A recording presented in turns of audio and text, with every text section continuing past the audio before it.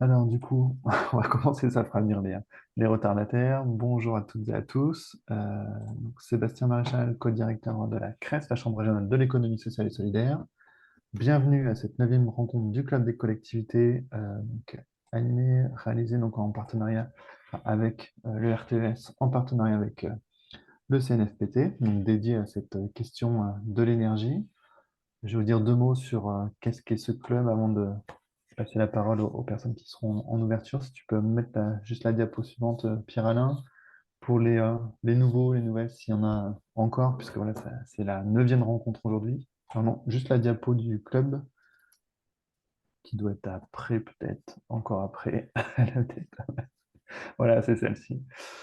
Donc, c'est une initiative partagée avec le RTES, donc une rencontre de l'ensemble des collectivités, quel que soit leur niveau territorial, tous les 2-3 fois par an sur une thématique précise, et donc tournée à destination pardon, des élus et des agents des collectivités pour aborder une thématique, une problématique du territoire et voir un peu quelles sont les solutions OSS sur lesquelles on peut s'appuyer. Donc c'est la troisième année consécutive. Il y a effectivement un peu plus de 80 élus et agents locaux qui sont destinataires des invitations de ces rencontres, qui viennent en fonction aussi des thématiques, qui sont aussi dans cet annuaire, puisqu'il y a aussi un annuaire partagé, voilà, des coordonnées, juste les noms, fonctions et adresses mail, qu'on propose de remettre à chacun. L'idée, c'est vraiment de favoriser les échanges entre pairs. Et donc, on a une cinquantaine, soixantaine, je crois maintenant, de collectivités de toutes les tailles qui sont partie prenante de cette initiative, qui est encore une fois ouverte à tout le monde, hein, il n'y a aucune condition. Pour y participer, ce sont donc des rencontres trimestrielles organisées soit en présentiel, soit en visio, comme aujourd'hui, qui abordent différentes thématiques.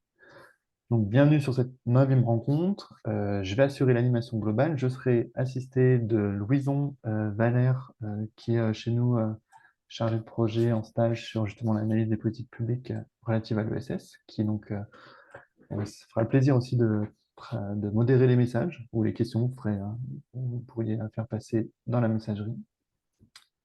Et je vais laisser la parole peut-être pour démarrer à Damien, s'il est présent, pour nous dire, Damien Gaucheran, si Pierre-Alain, tu peux nous mettre la diapo, voilà, vice-président de la CRES délégué à la transition écologique et énergétique. Bonjour à toutes et tous.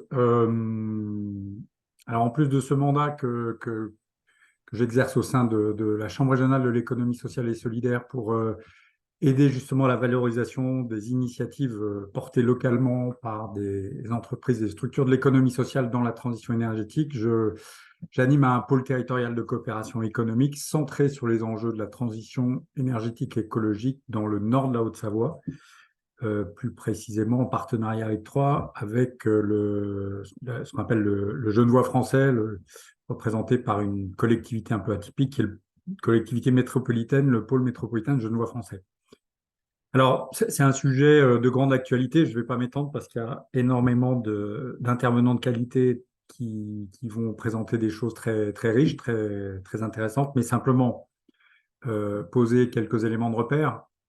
Le premier, c'est qu'on vit tous, et vous en charge de collectivité, ou vous en charge de gestion d'entreprise ou de structures qui relèvent de l'ESS, on vit depuis maintenant février 2022, janvier 2022, des très grandes tensions sur le marché énergétique. Je crois que ce qu'on peut dire de façon quasiment acquise quand on consulte un peu des macro-données, c'est que la stabilité et le coût le coût très modeste de l'énergie en France, c'est derrière nous. Dit autrement, la question du coût de l'énergie, de sa disponibilité, va devenir de façon de plus en plus aiguë une contrainte macroéconomique sur nos activités, nos projets, nos emplois, à la fois parce qu'elle risque d'être dans sa forme la plus importante en termes de consommation. 83% des énergies dans le monde sont des énergies fossiles, pétrole, gaz, charbon.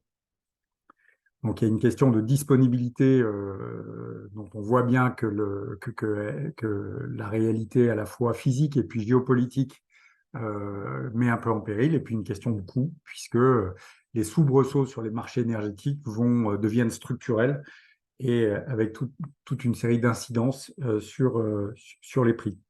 Ça, c'est le premier point. Donc, on ne peut pas, en tant que gestionnaire de collectivité, se désintéresser de cette question. Et puis, le deuxième sujet, c'est que, vous le savez tous, mais ça vaut le coup de le rappeler, il y a un lien extrêmement étroit, quasi ontologique, comme on disait en terminale en philosophie, c'est-à-dire consubstantiel, entre les énergies qu'on consomme, qui ont façonné, qui façonnent encore notre civilisation, dite la civilisation thermo-industrielle, et le gouffre climatique vers lequel on se dirige à grands pas, puisque ces énergies fossiles, je le rappelais, qui représentent, qui sont, qui est donc 83% qui représentent, pardon, 83% de la consommation mondiale en augmentation, sont les principales responsables des gaz à effet de serre qui produisent cet effet de cocotte minute sur la planète qu'on constate de façon de plus en plus aiguë en Europe, tout au moins depuis une dizaine d'années, mais dont on connaît l'existence depuis au moins 50 ans. Tout ça pour dire que la question de comment est-ce qu'un territoire s'empare de la question de l'énergie pour faire en partenariat avec ses habitants, ses citoyens, ses élus, ses partenaires, ses autres collectivités, un outil à la fois d'information, de sensibilisation et puis d'économie pour avancer dans la transition énergétique de façon la mieux ordonnée possible pour éviter des chaos sociaux qui seraient issus d'une impréparation trop importante. C'est un sujet d'une actualité brûlante, si j'ose dire. Et au fond, ce qui va vous être présenté maintenant, c'est les alternatives que porte que porte cette histoire des énergies citoyennes. On voit bien que quand des habitants d'un territoire donné prennent à bras le corps la question de l'énergie sous toutes ses formes, en termes de sobriété de consommation, en termes de production locale, en termes de prise de conscience, en termes d'accompagnement des politiques publiques, ben, on a des effets de levier extrêmement importants qui permettent aux collectivités de pivoter convenablement. Dit autrement, l'ESS apporte un grand plus dans le champ de la transition énergétique et vous allez le découvrir maintenant. Voilà, j'ai fini. Merci beaucoup, Damien. Je vais laisser la parole à Chloé Séchère, déléguée générale adjointe du RTES. Oui, bonjour à toutes et tous et merci. Bon, tout d'abord, je tiens à excuser Emeline Baume qui devait être parmi nous pour introduire ce webinaire, donc, qui est vice-présidente à la métropole de Lyon, entre autres en charge de l'économie, économie sociale et solidaire et administratrice du RTES, mais qui est en conseil métropolitain. Donc le RTES, Réseau des collectivités territoriales pour une économie solidaire, et voilà, est partenaire du club des collectivités territoriales en Auvergne-Rhône-Alpes aux côtés de la CRES et du CNFPT. On est très content d'organiser ce temps. Voilà, ça a déjà été dit, donc je ne vais pas le redire, mais effectivement, un sujet ô combien d'actualité. Et c'est vrai que les collectivités territoriales se retrouvent vraiment au cœur de cette politique énergétique, du fait de leurs compétences, mais aussi du fait du nombre des leviers d'action dont elles disposent. Alors, c'est vrai que Damien l'a dit, mais de fait, les collectivités territoriales sont déjà des consommatrices d'énergie. Elles peuvent déjà agir sur ce levier, mais elles peuvent aussi distribuer, produire de l'énergie, planifier et aider à l'organisation des acteurs sur leur territoire, sensibiliser les citoyens, bien sûr, et puis animer cette concertation des acteurs. Et puis aussi, elles ont un fort enjeu d'exemplarité à travers leur politique et la gestion de leur propre bâti, du patrimoine des collectivités par rapport à ces enjeux-là. Et au RTS, on en est convaincus, les structures de l'économie sociale et solidaire sont des partenaires indispensables sur ces sujets. Voilà, encore une fois, Damien l'a dit, mais c'est vrai que grâce à leur modèle économique et de gouvernance, elles assurent le maintien de la valeur créée sur le territoire. Et c'est vrai que c'est un enjeu extrêmement important dans le contexte actuel. Et puis, elles permettent aussi l'implication directe des citoyens, des habitants, notamment via des projets d'énergie citoyens renouvelables. Mais pas seulement. En tout cas, voilà, on aura l'occasion tout au long de ce webinaire d'avoir tout un ensemble de retours d'expérience riches qui démontrent les possibles. Et voilà, bon webinaire à toutes et tous. Et puis, on aura l'occasion de partager quelques ressources du RTES durant celui-ci. Tout à fait. Merci beaucoup, Chloé. Euh, Avant de donner la parole donc aux différents intervenants, peut-être voilà, redire bienvenue à ceux qui nous ont rejoints en cours de route. Pour redire aussi que voilà, n'hésitez surtout pas à utiliser l'espace de messagerie pour poser toutes vos questions tout au long de cet échange. On reviendra dessus sur les temps de questions-réponses notamment. J'ai oublié de vous préciser également en introduction que cette session est enregistrée, mais que voilà, il n'y aura pas de diffusion de la vidéo. C'est uniquement à des fins de synthèse voilà, pour le club. Voilà, j'espère que ça ne pose pas de difficultés. Voilà, bah, écoutez, je vais vous présenter un peu les différents intervenants et puis on va leur donner la parole à tour de rôle. Est-ce que peut-être, déjà, ça pourrait être bien de vous repérer un petit peu tous. Noémie Zambo, donc responsable énergie renouvelable et animatrice du réseau Auvergne-Rhône-Alpes Énergie Environnement. Est-ce que vous êtes là? Est-ce que vous nous entendez bien? Je suis là, j'entends bien. Très bien. Vous serez donc, vous interviendrez aux côtés de Léo Gallon, administrateur régional de Terristory. Léo Gallon, vous êtes là? Bonjour à tous. Bonjour, merci. Ensuite, il y aura Étienne Join, coordinateur du réseau national de l'association des centrales villageoises. Et je suis là, bonjour à tous. Bonjour. Hervé Villard prendra la suite, vice-président de la transition écologique à la communauté de communes de la vallée de Chamonix-Mont-Blanc et chef de projet transition écologique aux Genevois français aussi. Je suis là. Bonjour, bonjour à tous et à toutes. Bonjour. Christian Fleury, responsable d'accompagnement des collectivités à l'ASDER, prendra la suite pour nous parler davantage des questions de réduction des consommations énergétiques. Oui, bonjour à tous. Bonjour. Et puis nous terminerons avec Frédéric Marier, directeur d'Enercop Auvergne-Rhône-Alpes. Frédéric, vous êtes là? Oui, micro, bonjour à tous et à toutes. Bonjour. Merci beaucoup de votre participation. Donc, je vais laisser la parole. Ah, pardon, et on terminera. Pardon, en plus, j'ai oublié ma collègue, par Caroline Giacomoni. C'était la page suivante qui nous fera un petit, en termes de conclusion, voilà, reviendra sur les dispositifs pour accompagner les collectivités pour le dispositif de l'ADEME. Caroline, tu nous entends bien? Absolument. Bonjour tout le monde. Merci. Euh, Sans transition, où est-ce qu'on en est de cette thématique-là? Quels sont les enjeux, les chiffres clés? Qu'est-ce que vous pouvez nous dire sur ce sujet, Noémie Zango, chez Auvergne-Rhône-Alpes Énergie Environnement? Alors, on Je parle veux bien. d'Oracle aussi, peut-être qu'il faudra préciser un petit peu, un petit peu tout ça. Je vais préciser ça, pas de problème. Je veux bien partager mon écran. Je ne sais pas si ça fonctionne bien. Est-ce que vous voyez bien en plein écran? Voilà, Donc, pour ça moi, a l'air. c'est bon. Ouais. Ok. Donc, rapidement, pour que mon collègue Léo ait le temps de vous faire une petite démonstration. Donc, je vous ai dit un mot de qui on est. Donc, Auvergne-Rhône-Alpes Énergie Environnement, c'est une association, loi 1901, qui est aussi une agence régionale. Donc, on a pas mal de partenaires, dont la région, l'ADEME, beaucoup de collectivités locales. Donc, pour un certain nombre d'entre vous qui êtes là aujourd'hui, j'imagine que vous êtes adhérents d'Aura 2E. On répond à peu près 1500 sollicitations par an. On a environ 70 projets vivants, dont une quinzaine de projets européens qui ont soit pour but d'innover, d'inventer des nouveaux modèles, des nouveaux montages, etc., soit de massifier des dynamiques pour les territoires, au service des territoires. Donc voilà, on est une quarantaine de salariés. Donc on m'a demandé de présenter les enjeux, donc notamment sur l'énergie. Un petit rappel sur le fait que à plusieurs niveaux territoriaux, on est engagé dans des démarches, sur des objectifs de moindre consommation d'énergie et de satisfaction de ses besoins par des énergies renouvelables. Donc, j'ai remis à droite de la slide là, le fait que la France était le seul pays qui n'atteignait pas ces objectifs en 2020. Donc, on était à 19,1 au lieu des 23% fixés par l'Europe. Donc, voilà, il y a encore quelques efforts à faire, à la fois sur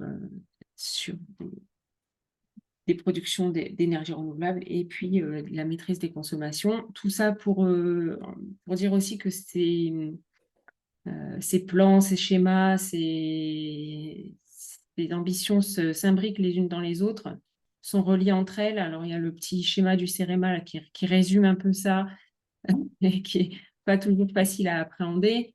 Mais voilà, à l'échelle territoriale, c'est souvent le PCAET qui est le plus connu et le plus opérationnel aussi, puisque souvent décliné en plan d'action. Donc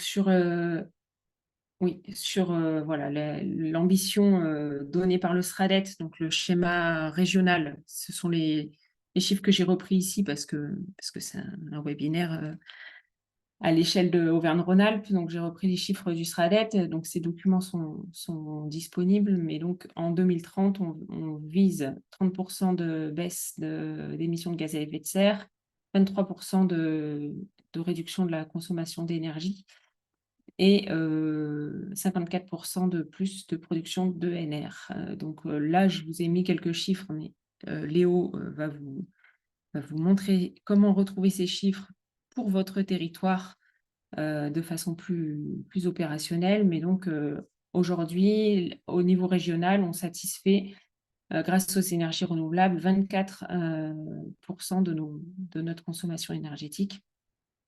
Et vous voyez que les émissions de gaz à effet de serre baissent un tout petit peu, mais elles baissent de 16%, alors qu'il faudrait qu'elles baissent de 23%. Et idem pour l'énergie, sachant qu'en plus, 2020 est une année atypique à cause du Covid, évidemment. Donc là, je vous ai remis l'ambition sur les énergies renouvelables et j'ai mis un petit encart là en bas à gauche de la diapositive pour redire que tous les exercices de scénarisation, quelle que soit leur hauteur, donc que ce soit Négawatt, l'ADEME, le Shift Project, Carbone 4 ou RTE, tous réaffirment la nécessité de développer les énergies renouvelables pour atteindre les objectifs que la France s'est fixés et que les territoires se sont fixés. Donc voilà, même des institutions qu'on pourrait qualifier de peu favorables aux énergies renouvelables, tous réaffirment cette nécessité de les développer. Donc voilà. Je vous ai mis le lien vers le SRADET qui n'est pas facile à retrouver sur Internet et qui est pourtant intéressant à parcourir et à lire. Donc voilà, vous aurez le lien. Juste aussi pour vous dire qu'il y a quelques avancées législatives récentes, notamment qui intéressent les collectivités. C'est ce qui a été apporté par la loi APER, donc la loi d'accélération de la production d'énergie renouvelable, avec du foncier qui est libéré ou l'accès au foncier est facilité. Donc, un changement pour les décisions prises par les copropriétés pour installer des panneaux solaires, qu'il s'agisse de photovoltaïque ou de thermique, puisque maintenant, il suffit d'un vote à la majorité des présents et représentés. La libération du foncier des délaissés routiers pour le solaire et l'obligation de solarisation progressive des zones de parking. Donc, tout ça, ça fait des nouveaux fonciers déjà anthropisés sur lesquels installer des énergies renouvelables. Pour les collectivités, là, c'est plutôt en termes de dérogation à la commande publique. On peut désormais, quand on est une collectivité, faire des achats d'énergie sur le long terme, que ce soit de gaz ou d'électricité. Et donc, voilà, ça, c'est une dérogation au code de la commande publique. Là où avant, il fallait remettre en concurrence tous les 3-4 ans. Et aussi les zones d'accélération, donc les collectivités les communes sont amenées à identifier des zones où elles voient se développer des énergies renouvelables. Donc ça ne veut pas dire qu'ailleurs il ne pourra pas s'en développer, notamment dans les zones neutres. Mais sur ces zones-là, il y aura une procédure un petit peu simplifiée sur certains aspects. Et enfin, cette loi apporte des définitions sur les communautés énergétiques renouvelables et citoyennes. Donc ça, je l'ai remis ici parce que c'est important, puisque ça va rejoindre certaines catégories de structures de l'ESS dont on va parler ensuite.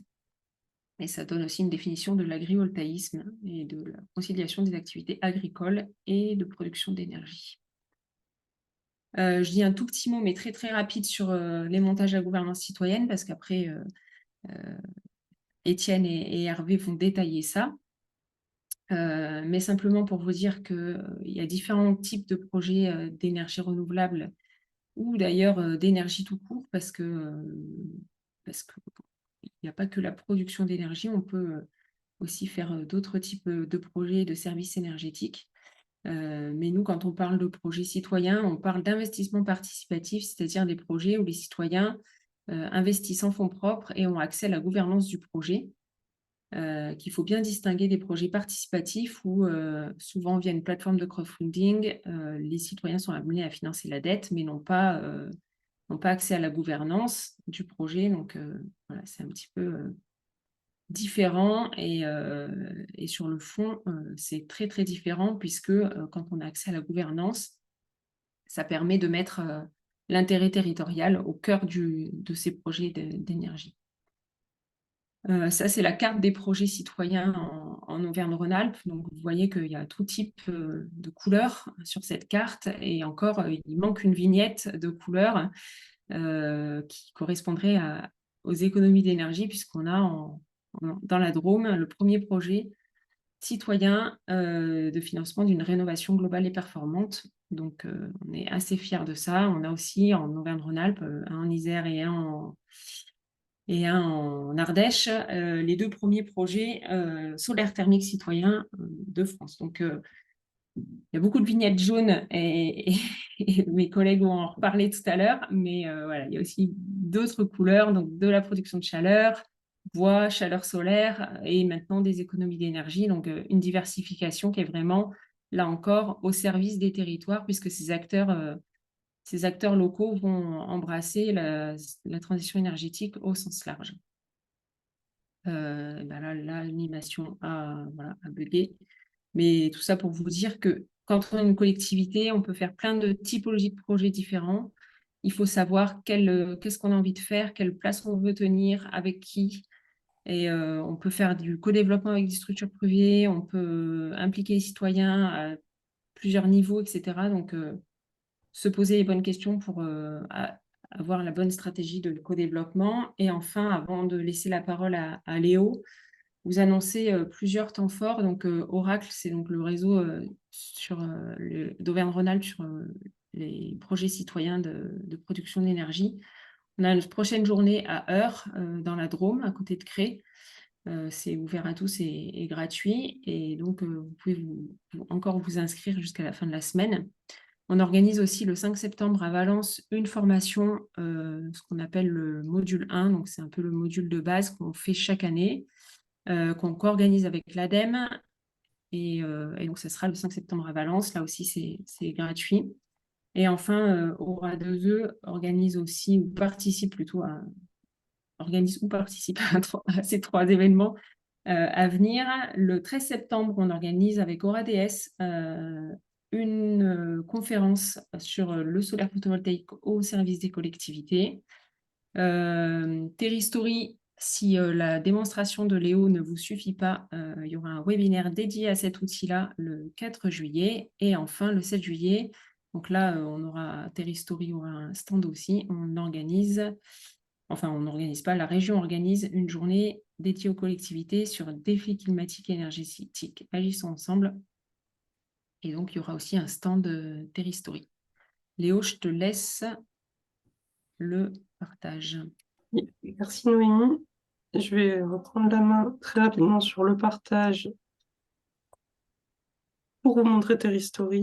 Donc voilà, Noémie vous a présenté tout à l'heure quelques données qu'on avait pu retrouver sur Terristory. Alors très rapidement, on est bien référencé sur n'importe quel moteur de recherche. Donc vous rentrez Terristory, vous nous trouvez.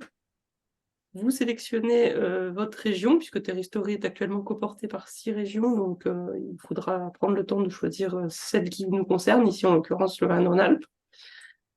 Et alors, quand vous arrivez sur Terristory, donc Terristory qui a un double outil, à la fois un outil de data visualisation et un outil de prospective sur les trajectoires énergétiques et vos scénarios 2030-2050, entre autres.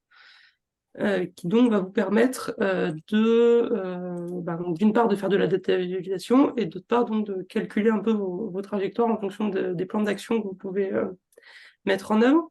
Si on se focalise un peu sur le domaine de l'énergie et sur les données qu'on a pu vous présenter tout à l'heure, où les retrouver, il y a plusieurs approches là-dessus. Une fois que vous avez sélectionné votre territoire via le cartouche en haut, donc soit vous pouvez aller chercher dans la liste des indicateurs directement les indicateurs qui vous intéressent. Donc là, ici, en l'occurrence, les indicateurs de consommation d'énergie, de facture énergétique et entre autres aussi de production d'énergie. Soit, et c'est l'option que je vous recommande, qui est peut-être la plus simple pour une première approche de l'outil, c'est d'aller dans le module tableau de bord que vous trouverez tout en bas là à gauche, puisqu'on a récemment mis en ligne, à l'occasion d'un webinaire il y a quelques mois, un tableau thématique sur les énergies, et en particulier sur les énergies renouvelables. Donc je vais vous présenter rapidement à quoi ressemble ce tableau de bord. Donc quand vous cliquez dessus, voilà, ça vous amène vers ce visuel-là, où en fait vous avez toute une vision synthétique de tout un tas de graphiques et de données présentes dans Terristory. Donc on vous les a regroupés un peu de façon thématique, avec d'une part tout ce qui va concerner consommation et coût de l'énergie, d'autre part la production actuelle d'énergie renouvelable sur le territoire, et enfin des données de potentiel donc sur les différents types d'énergie, en sachant que là je suis à l'échelle régionale, donc certains indicateurs sont désactivés, mais si je lance sur une autre échelle, mettons à la maille EPCI, sur la métropole de Lyon, par exemple, on va aussi avoir des indicateurs cartographiques, typiquement ici, si on lui laisse le temps de charger, où en fait voilà, on va voir quelles sont les zones a priori les plus favorables à l'établissement à la géothermie sur sonde et sur nappe, par exemple, les différents potentiels, en sachant que ce tableau de bord, en partant de celui-ci, si jamais vous cliquez sur une petite loupe au-dessus d'un indicateur, vous allez être envoyé directement sur l'indicateur en question au niveau de la carte. Donc vous allez pouvoir accéder depuis le tableau de bord directement à la visualisation cartographique de l'indicateur. Voilà, comme vous pouvez le voir ici. Bon, j'ai pas eu de chance, je suis tombée sur un, il y a beaucoup de confidentialité, mais voilà. Donc du coup, Léo, je vous coupe une seconde. Est-ce que vous oui, pouvez nous redire un peu plus précisément quel est l'objet en fait de l'outil? Parce que j'entends qu'il y a beaucoup de données en fait c'est sur ça. lesquelles vous circulez avec beaucoup d'aisance, mais il faut qu'on Oui. arrive à vous suivre sur pourquoi on aurait recours en fait à Terristory. Alors, si on s'intéresse vraiment uniquement au sujet de l'énergie, là, pour vous présenter ça en très peu de temps, le plus simple pour une première approche, c'est vraiment le tableau de bord. D'accord. Et du coup, parce qu'en fait, pourquoi c'est le plus simple? Parce que c'est au sein du tableau de bord, on a regroupé un peu toutes les données de Terristory qui avaient trait à l'énergie. Donc du Ok. coup, Donc, En fait, c'est vraiment un outil qui est un outil dont on peut se servir comme outil d'aide à la décision quand on fait de la planification territoriale, quand on est dans des démarches type PCAET, TEPOS, ou même voilà, quand on s'interroge sur est-ce qu'on est bien justement dans la courbe où il faudrait être dans la trajectoire du SRADET ou du PCAET ou quoi que ce soit. Donc, c'est vraiment un outil de data visualisation pour ces exercices-là, quoi. pour s'assurer que son territoire est bien dans ces orientations-là, c'est ça, dans cette Oui, et trajectoire-là. aussi pour construire la suite, en fait, pour faire des exercices de planification. Donc, par exemple, quel est le potentiel solaire sur mon territoire ou bois énergie et comment je vais. Donc, ça nous donne un peu. Grâce à Terristory, on va avoir des idées sur un potentiel chiffré. Et après, justement, on pourra réfléchir à ces questions de gouvernance qu'on a envie de mettre en œuvre sur le territoire pour aller mobiliser ce potentiel. Donc, ok. Donc, un outil voilà, de connaissance du territoire, d'aide au diagnostic. Je vous laisse terminer, oui, Léo, en quelques minutes, puisque c'est aussi un teasing peut-être à des webinaires un peu oui, plus c'est longs sur le ça. sujet. C'est ça. Il ne faudra pas hésiter à venir même nous contacter directement. On répondra avec plaisir à toutes vos questions. Ok. Mais du coup, oui, effectivement, le but, c'était vraiment juste de vous donner un peu un aperçu. Donc, pour ce qui concerne l'énergie, encore une fois, sur ce tableau de bord, vous allez retrouver l'ensemble des données disponibles dans Terristory par ailleurs qui peuvent vous mener et vous intéresser. Donc voilà, de la consommation, de la facture, consommation par usage, par secteur et par type d'énergie. Au niveau de la production, donc on a le détail de la production, donc ici au niveau du territoire, de la part de ENR sur la consommation d'énergie et sur la puissance ENR électrique qui est installée sur le territoire. Et enfin, tout un tas de graphiques, en fait, de graphiques circulaire dans lequel vous allez retrouver les différentes données de potentiel. Là, typiquement, si on regarde le potentiel méthanisation, en fait, on va vous donner une valeur chiffrée en mégawattheure qui correspond au potentiel global du territoire. On est vraiment sur un chiffre maximal, hein. On est vraiment dans l'idée si vous exploitez toute la ressource disponible. On est d'accord que ça ne sera jamais le cas, mais en tout cas, c'est l'ambition du chiffre qui est là. Et on vous donne aussi la répartition des différents intrants imaginables en ce qui concerne, par exemple, le sujet de la méthanisation. Donc là, on voit que sur ce territoire-là, qui est un territoire très urbain, le plus gros potentiel, il se situe au niveau des déchets commerciaux, des déchets de la restauration, de l'assainissement collectif et des résidus, et éventuellement des résidus de culture. Donc voilà, ça peut vraiment vous donner des pistes, en fait, et vous dire, ah bah tiens, il vaut mieux que je creuse ce sujet-là sur mon territoire parce que tel autre sujet a peut-être moins d'intérêt. Donc là, on a la même chose sur le solaire photovoltaïque et sur le solaire thermique, et aussi des éléments qui sont un peu plus, peut-être, qui pour le coup ne sont pas chiffrés en mégawattheure, mais vraiment en surface exploitable pour ce qui concerne l'éolien et le potentiel bois.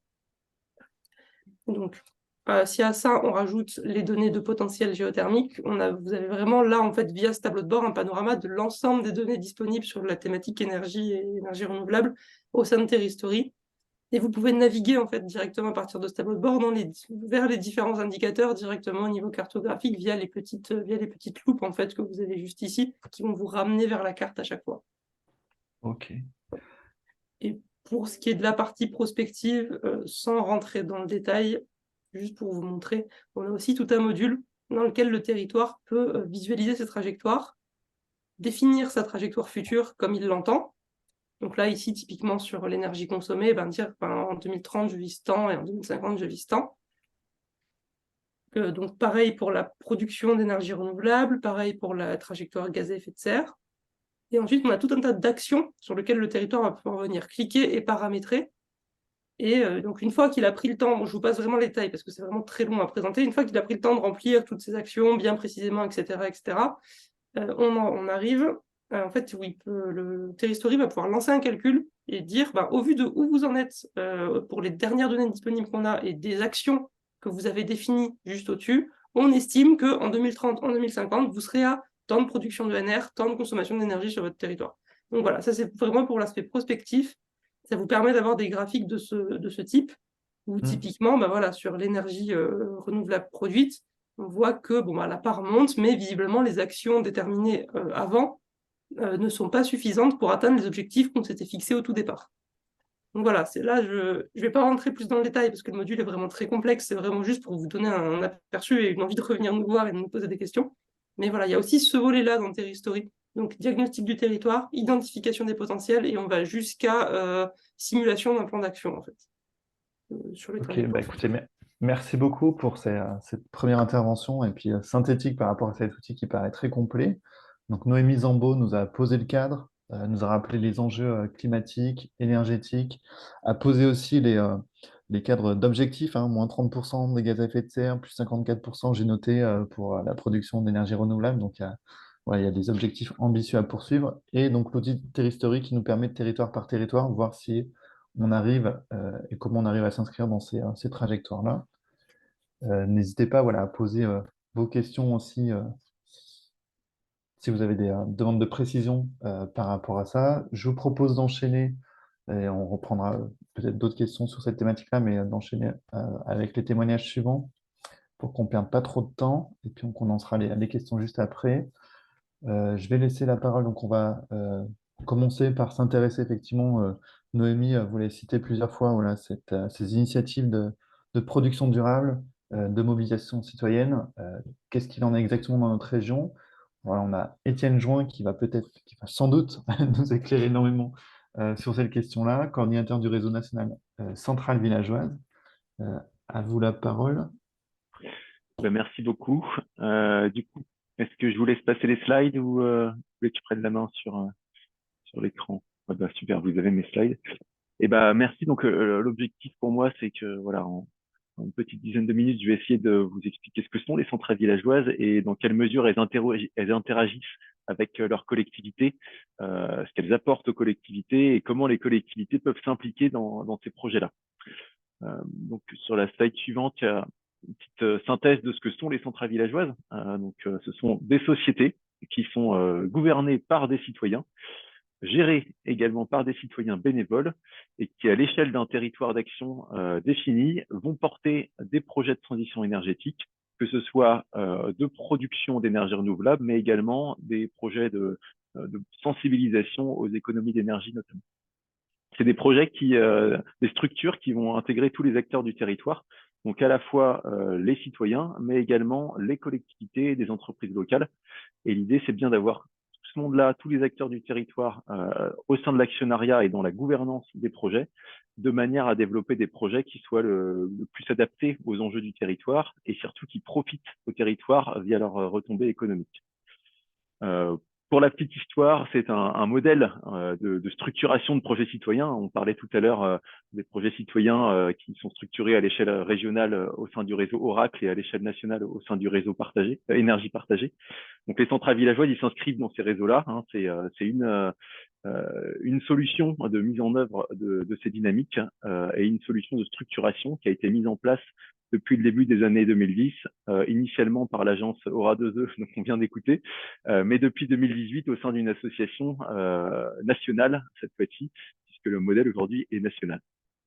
Donc c'est un modèle qui a la particularité d'être reproductible, en fait, dans la mesure où il y a un outillage assez fort qui a été mis en place pour permettre à des citoyens et des collectivités qui veulent se lancer dans l'aventure d'avoir tous les outils pour étape par étape commencer à mettre en œuvre la démarche et se structurer à l'échelle locale.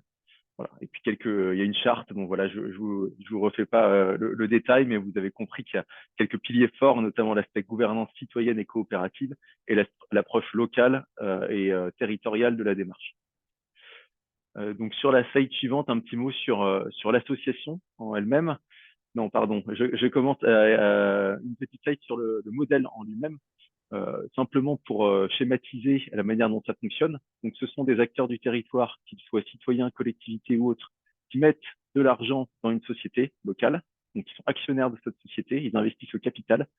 Et cette société, alors elle peut être structurée en SAS avec des statuts coopératifs ou en SIC, société coopérative de loi de 47. Cet instrument juridique va être l'objet qui va porter ces projets d'investissement à l'échelle du territoire pour investir donc dans des unités de production d'énergie renouvelable.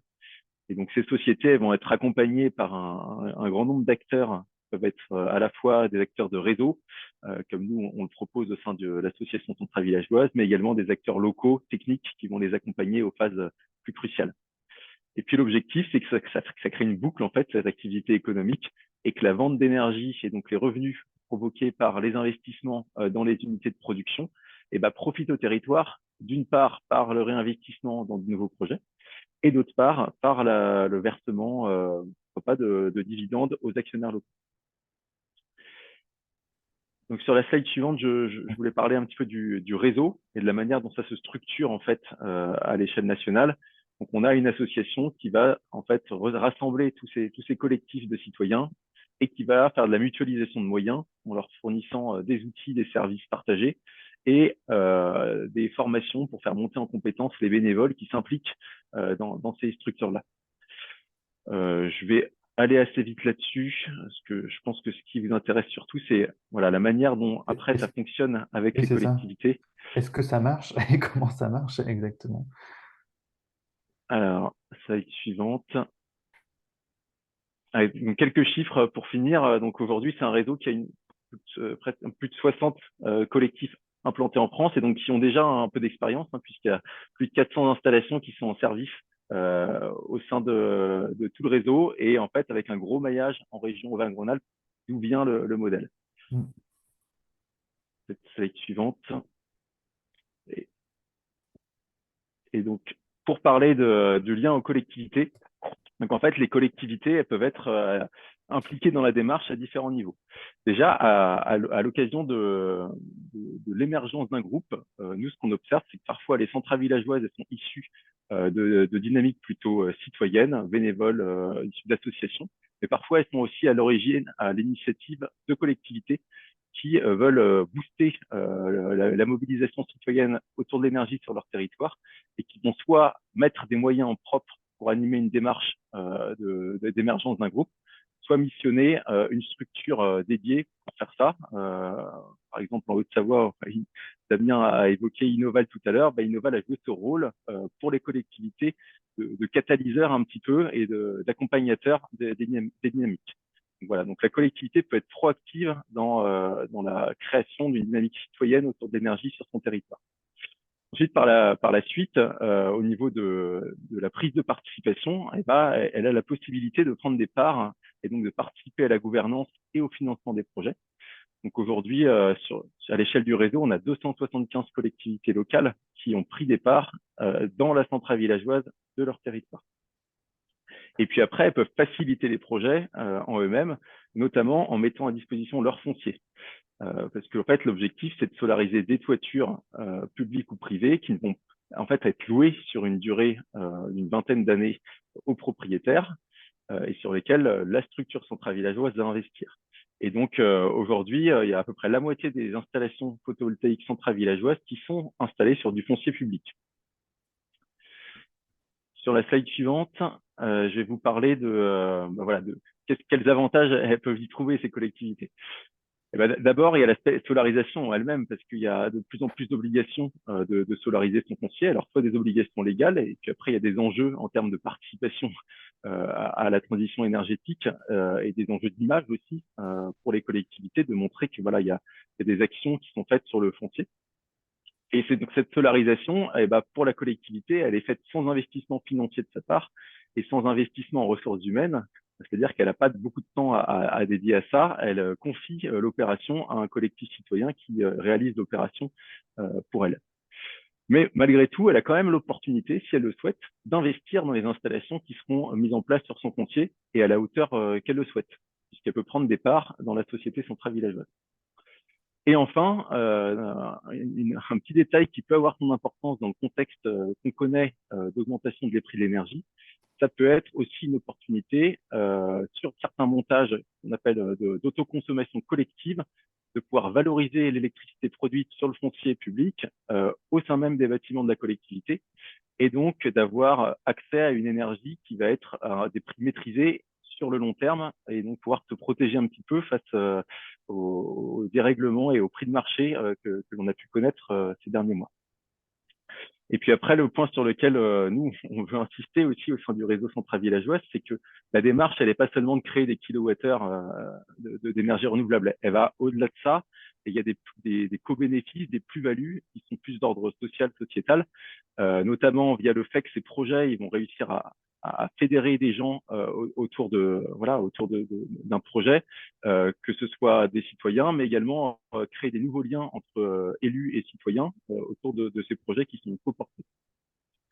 Et puis enfin, les centrales villageoises portent des actions de sensibilisation à l'échelle locale sur l'énergie qui va profiter à tous et qui vient un peu en complément des actions que peut porter une collectivité sur ces sujets-là à l'échelle de son territoire. Voilà. Et puis ça fait un acteur citoyen à mettre autour de la table quand il s'agit de réfléchir au plan de développement des énergies comme les PCAE. Est-ce que j'ai encore 2 minutes, Sébastien, pour parler d'un exemple? Oui, au contraire.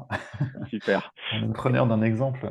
Alors, on aura un deuxième exemple tout à l'heure avec l'intervention de Hervé Villard, et du coup j'ai pris un peu le contre-pied parce que Hervé va vous parler d'une démarche qui est assez nouvelle sur un territoire en Haute-Savoie.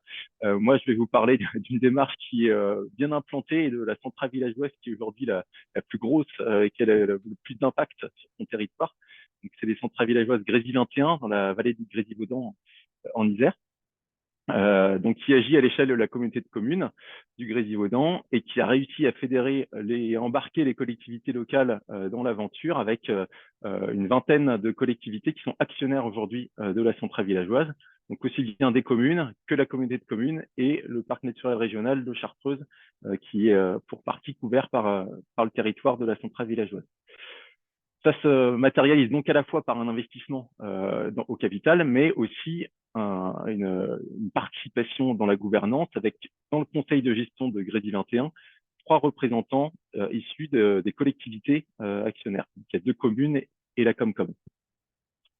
Et parmi la grosse cinquantaine de toitures équipées par Grésy 21, il y a aujourd'hui 24 toitures publiques qui ont été équipées par le collectif. Voilà, donc je vous ai mis une petite capture d'écran de ce qu'on peut trouver sur le site de Grésy 21, travailler main dans la main avec les communes et les collectivités.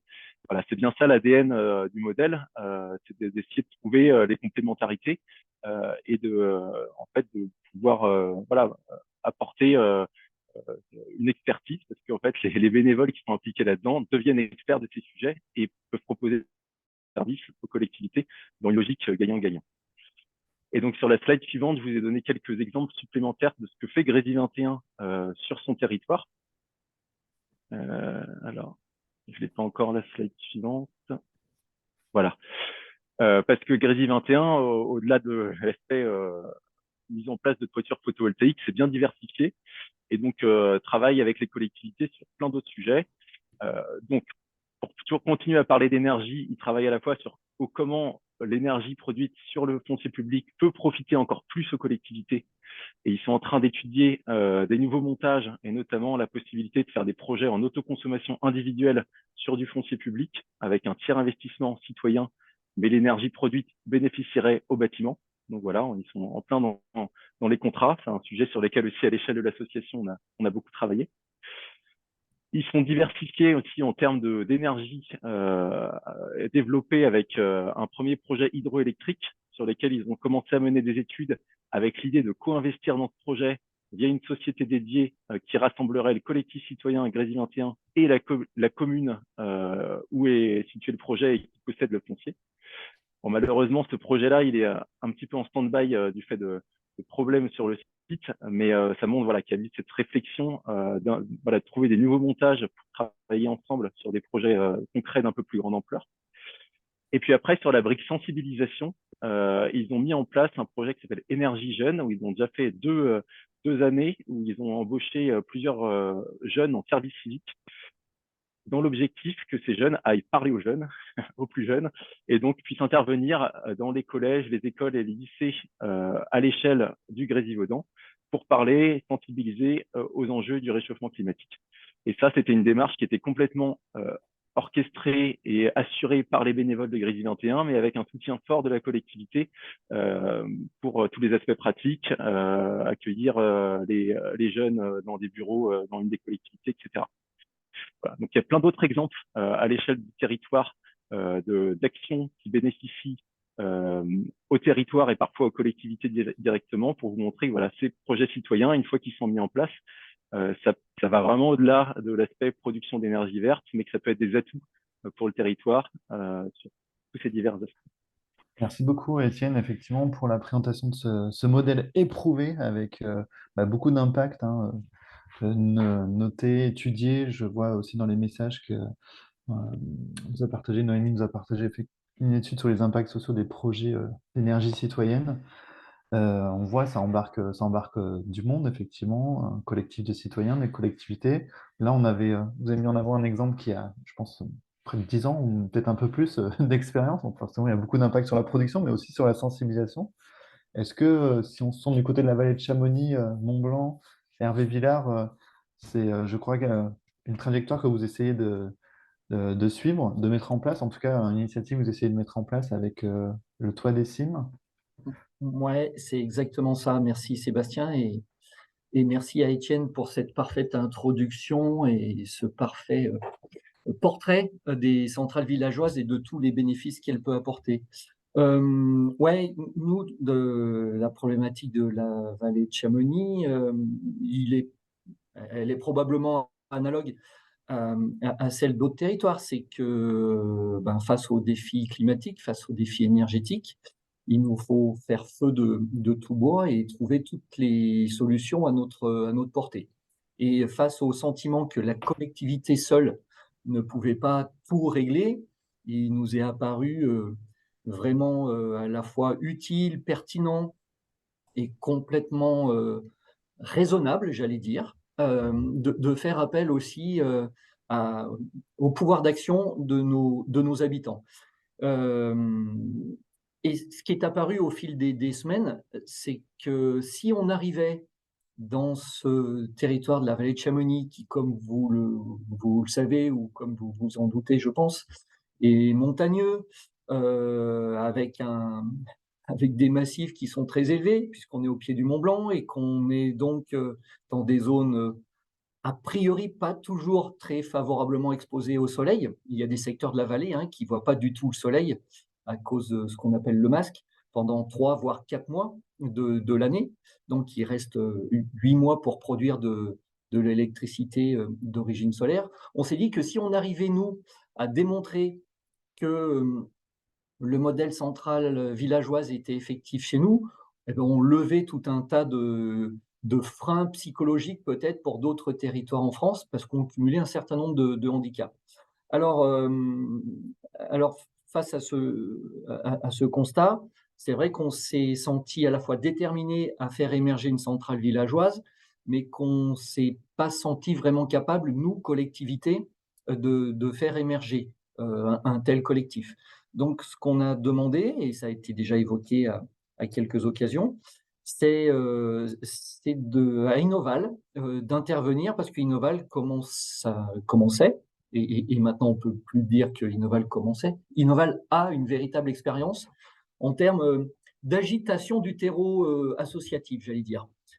Parce que sur les combien aujourd'hui, 3, 4, 5 centrales villageoises existantes en Haute-Savoie, on peut dire que Innoval a permis d'en faire naître 4 d'entre elles. Et donc, nous, la collectivité, notre rôle, ça a été de mandater Innoval en disant, ben voilà, on voudrait que d'ici 1 an, on ait un collectif structuré, organisé pour produire de l'énergie. Aidez-nous à recruter ces habitants qui sont engagés, qui ont l'audace et le temps aussi pour porter un tel projet. Et donc, on s'est entendu et on a soutenu Innoval dans cette mission durant 2 années, jusqu'à ce qu'un collectif soit réellement formé. Ça a pris plusieurs réunions publiques avec des petites listes de gens qui venaient s'inscrire, qu'on voyait à la réunion d'après, certains qui repartaient, d'autres qui arrivaient. Et puis finalement, au fil du temps, mais j'avoue que ça a été un petit peu plus long que ce qu'on avait espéré, eh bien, on a eu une association qui s'est créée avec un président, avec vice-président, secrétaire. Et puis, cette association, elle s'est transformée il y a quelques semaines de ça en une société pour véritablement débuter le projet. Alors, il faut dire qu'on a été contrarié par un décret au niveau national qui a un petit peu chamboulé les aspects réglementaires et financiers des centrales villageoises, qui a mis le doute chez ses habitants. C'est pas inutile de dire que ces habitants, ils font ça de manière totalement bénévole, donc sur leur temps libre. S'il y en a qui vont faire de la Zumba, courir ou nager, eh bien, il y en a qui consacrent leur temps libre à produire de l'énergie renouvelable. Il y a des personnes comme ça, mais voilà, c'est vraiment un investissement important pour elles. Et voilà, elles ont été un petit peu, je ne vais pas dire découragées, mais un petit peu mises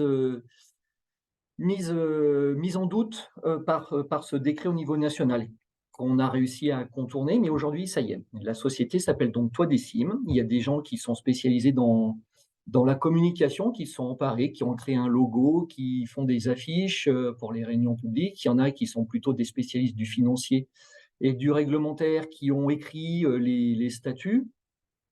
Il y en a d'autres parmi ces habitants engagés qui sont plutôt des ingénieurs en herbe et qui ont fait tous les calculs pour trouver les toits ou les localisations des futures implantations de panneaux photovoltaïques, mais toutes ces compétences associées, et toujours avec l'appui d'Innoval, qui est là pour rassurer, qui est là pour apporter des éléments techniques, qui est là pour faire le lien aussi avec Étienne et Centrale Villageoise, qui apporte un soutien vraiment au jour le jour, qui fait référence au niveau national sur tous ces projets-là. Eh bien, on arrive un petit peu à consolider ça et à avoir, je me répète, une société digne de ce nom, qui a désormais qui est identifiée, qui s'apprête à souscrire un emprunt auprès des banques, puisque c'est aussi le rôle de la collectivité. Étienne l'a dit tout à l'heure.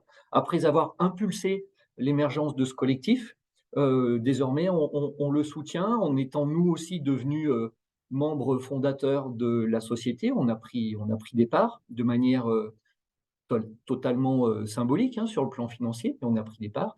Et puis surtout, on a conduit des études sur un certain nombre de nos bâtiments publics, ce qui permet à la société Toit Décime de savoir où elle met les pieds. Et aujourd'hui, elle va pouvoir équiper un premier bâtiment public. Alors, je m'avance un petit peu en disant ça, pardon. Il faut qu'on respecte le cadre réglementaire, c'est-à-dire que, comme toute entreprise, Toit Décime est soumis au Code des marchés publics. Donc, on va lancer un appel à manifestation d'intérêt. J'espère bien que Toit Décime y répondra et j'espère bien que Toit Décime emportera ce marché face à des Total Energy, face à d'autres entreprises spécialisées là-dedans. Et on aimerait bien donc que Toit Décime puisse aller poser ses premiers panneaux sur le toit de notre centre technique municipal. Voilà. Donc tout ça, c'est un processus qui aurait pu se concrétiser si on n'avait pas eu ces petites contrariétés en 12 à 15 mois. Il a fallu 18 à 24, un peu plus, mais voilà, on y arrive. Et ce que je voudrais dire, c'est qu'il ne faut pas négliger ce temps d'appropriation, ce temps de compréhension, et il faut donc avoir du temps à mettre à dispo. Et nous, ce temps de mise à disposition pour accompagner, on l'a trouvé auprès d'Innoval et de Centrale Villageoise. On n'aurait pas pu le faire, nous, collectivité, tout seul. D'autant qu'on revendique aussi l'aspect citoyen. C'est-à-dire que moi, j'essaye d'être présent à la plupart des réunions, mais en même temps, je me mets très en retrait parce que on estime, nous, élus et collectivités locales, que c'est vraiment un projet citoyen. On est un des acteurs parmi d'autres, mais on ne veut surtout pas prendre le lead et on s'efface et on les laisse avancer, nos habitants. Voilà. Je peux compléter ou répondre à d'autres questions si vous voulez, mais je ne voudrais pas péjorer la suite du déroulé. Merci Hervé. Alors effectivement, Noémie Zambo nous dit on trouve toutes ces compétences, plein de compétences sur les territoires. Et on a bien compris que c'était une des conditions de réussite, c'était effectivement de mobiliser ces gens qui donnent du temps bénévole. Il y avait une question de Chloé sur l'arrêté que vous avez mentionné, mais je crois que Damien, tu as répondu. Peut-être tu veux préciser à l'oral quel est cet arrêté?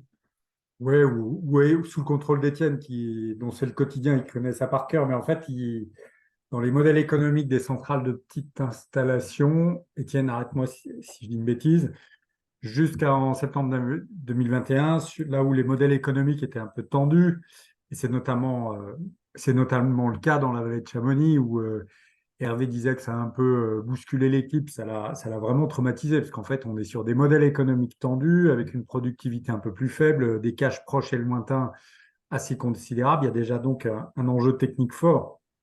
Quand vous avez la face nord du Mont Blanc, qui fait à peu près 3000 mètres, 3 km de hauteur, juste au-dessus de la tête, c'est vrai que la productivité nominale, elle est un peu moins bonne que quand on est du côté de Vallon-Pont d'Arc ou dans la Drôme voilà, ou un peu plus au sud. Pour autant, jusqu'en septembre ou octobre 21, je passe sur les détails, des petites installations pouvaient faire l'objet de subventions d'investissement permettant d'équilibrer les modèles économiques. C'est-à-dire que quand on finançait une installation, il y avait une quote-part de fonds propres, l'argent des citoyens qui avaient capitalisé les sociétés, une quote-part d'emprunt et qu'on continue de lever auprès des banques, et puis enfin une quote-part de subvention d'investissement parfaitement réglementaire. Et d'ailleurs, le Conseil régional Auvergne-Rhône-Alpes les distribuait en fonction des dossiers qui lui étaient soumis et présentés. Et à partir de septembre 2021, ça n'a plus été possible. Le fait de subventionner une installation de petite puissance n'était plus admis par une directive européenne, car ces installations bénéficient déjà de tarifs réglementés. Et donc l'Europe a demandé à la France de mettre en conformité son droit national par rapport à ces directives européennes. Et à partir de ce moment-là, toute une série d'installations, dont, alors je vais le dire, quasiment toute la grappe de la vallée de Chamonix a été très bousculée par ça. Donc, on a eu les plus vives difficultés à reconstruire un modèle économique pérenne sans 20-25% de subventions, une fois encore, parce qu'on est dans un contexte technique particulièrement délicat, particulièrement compliqué. Après, il y a une équipe déterminée, c'est peut-être une caractéristique un peu particulière des habitants de ces vallées de montagne. Ils ont rien lâché.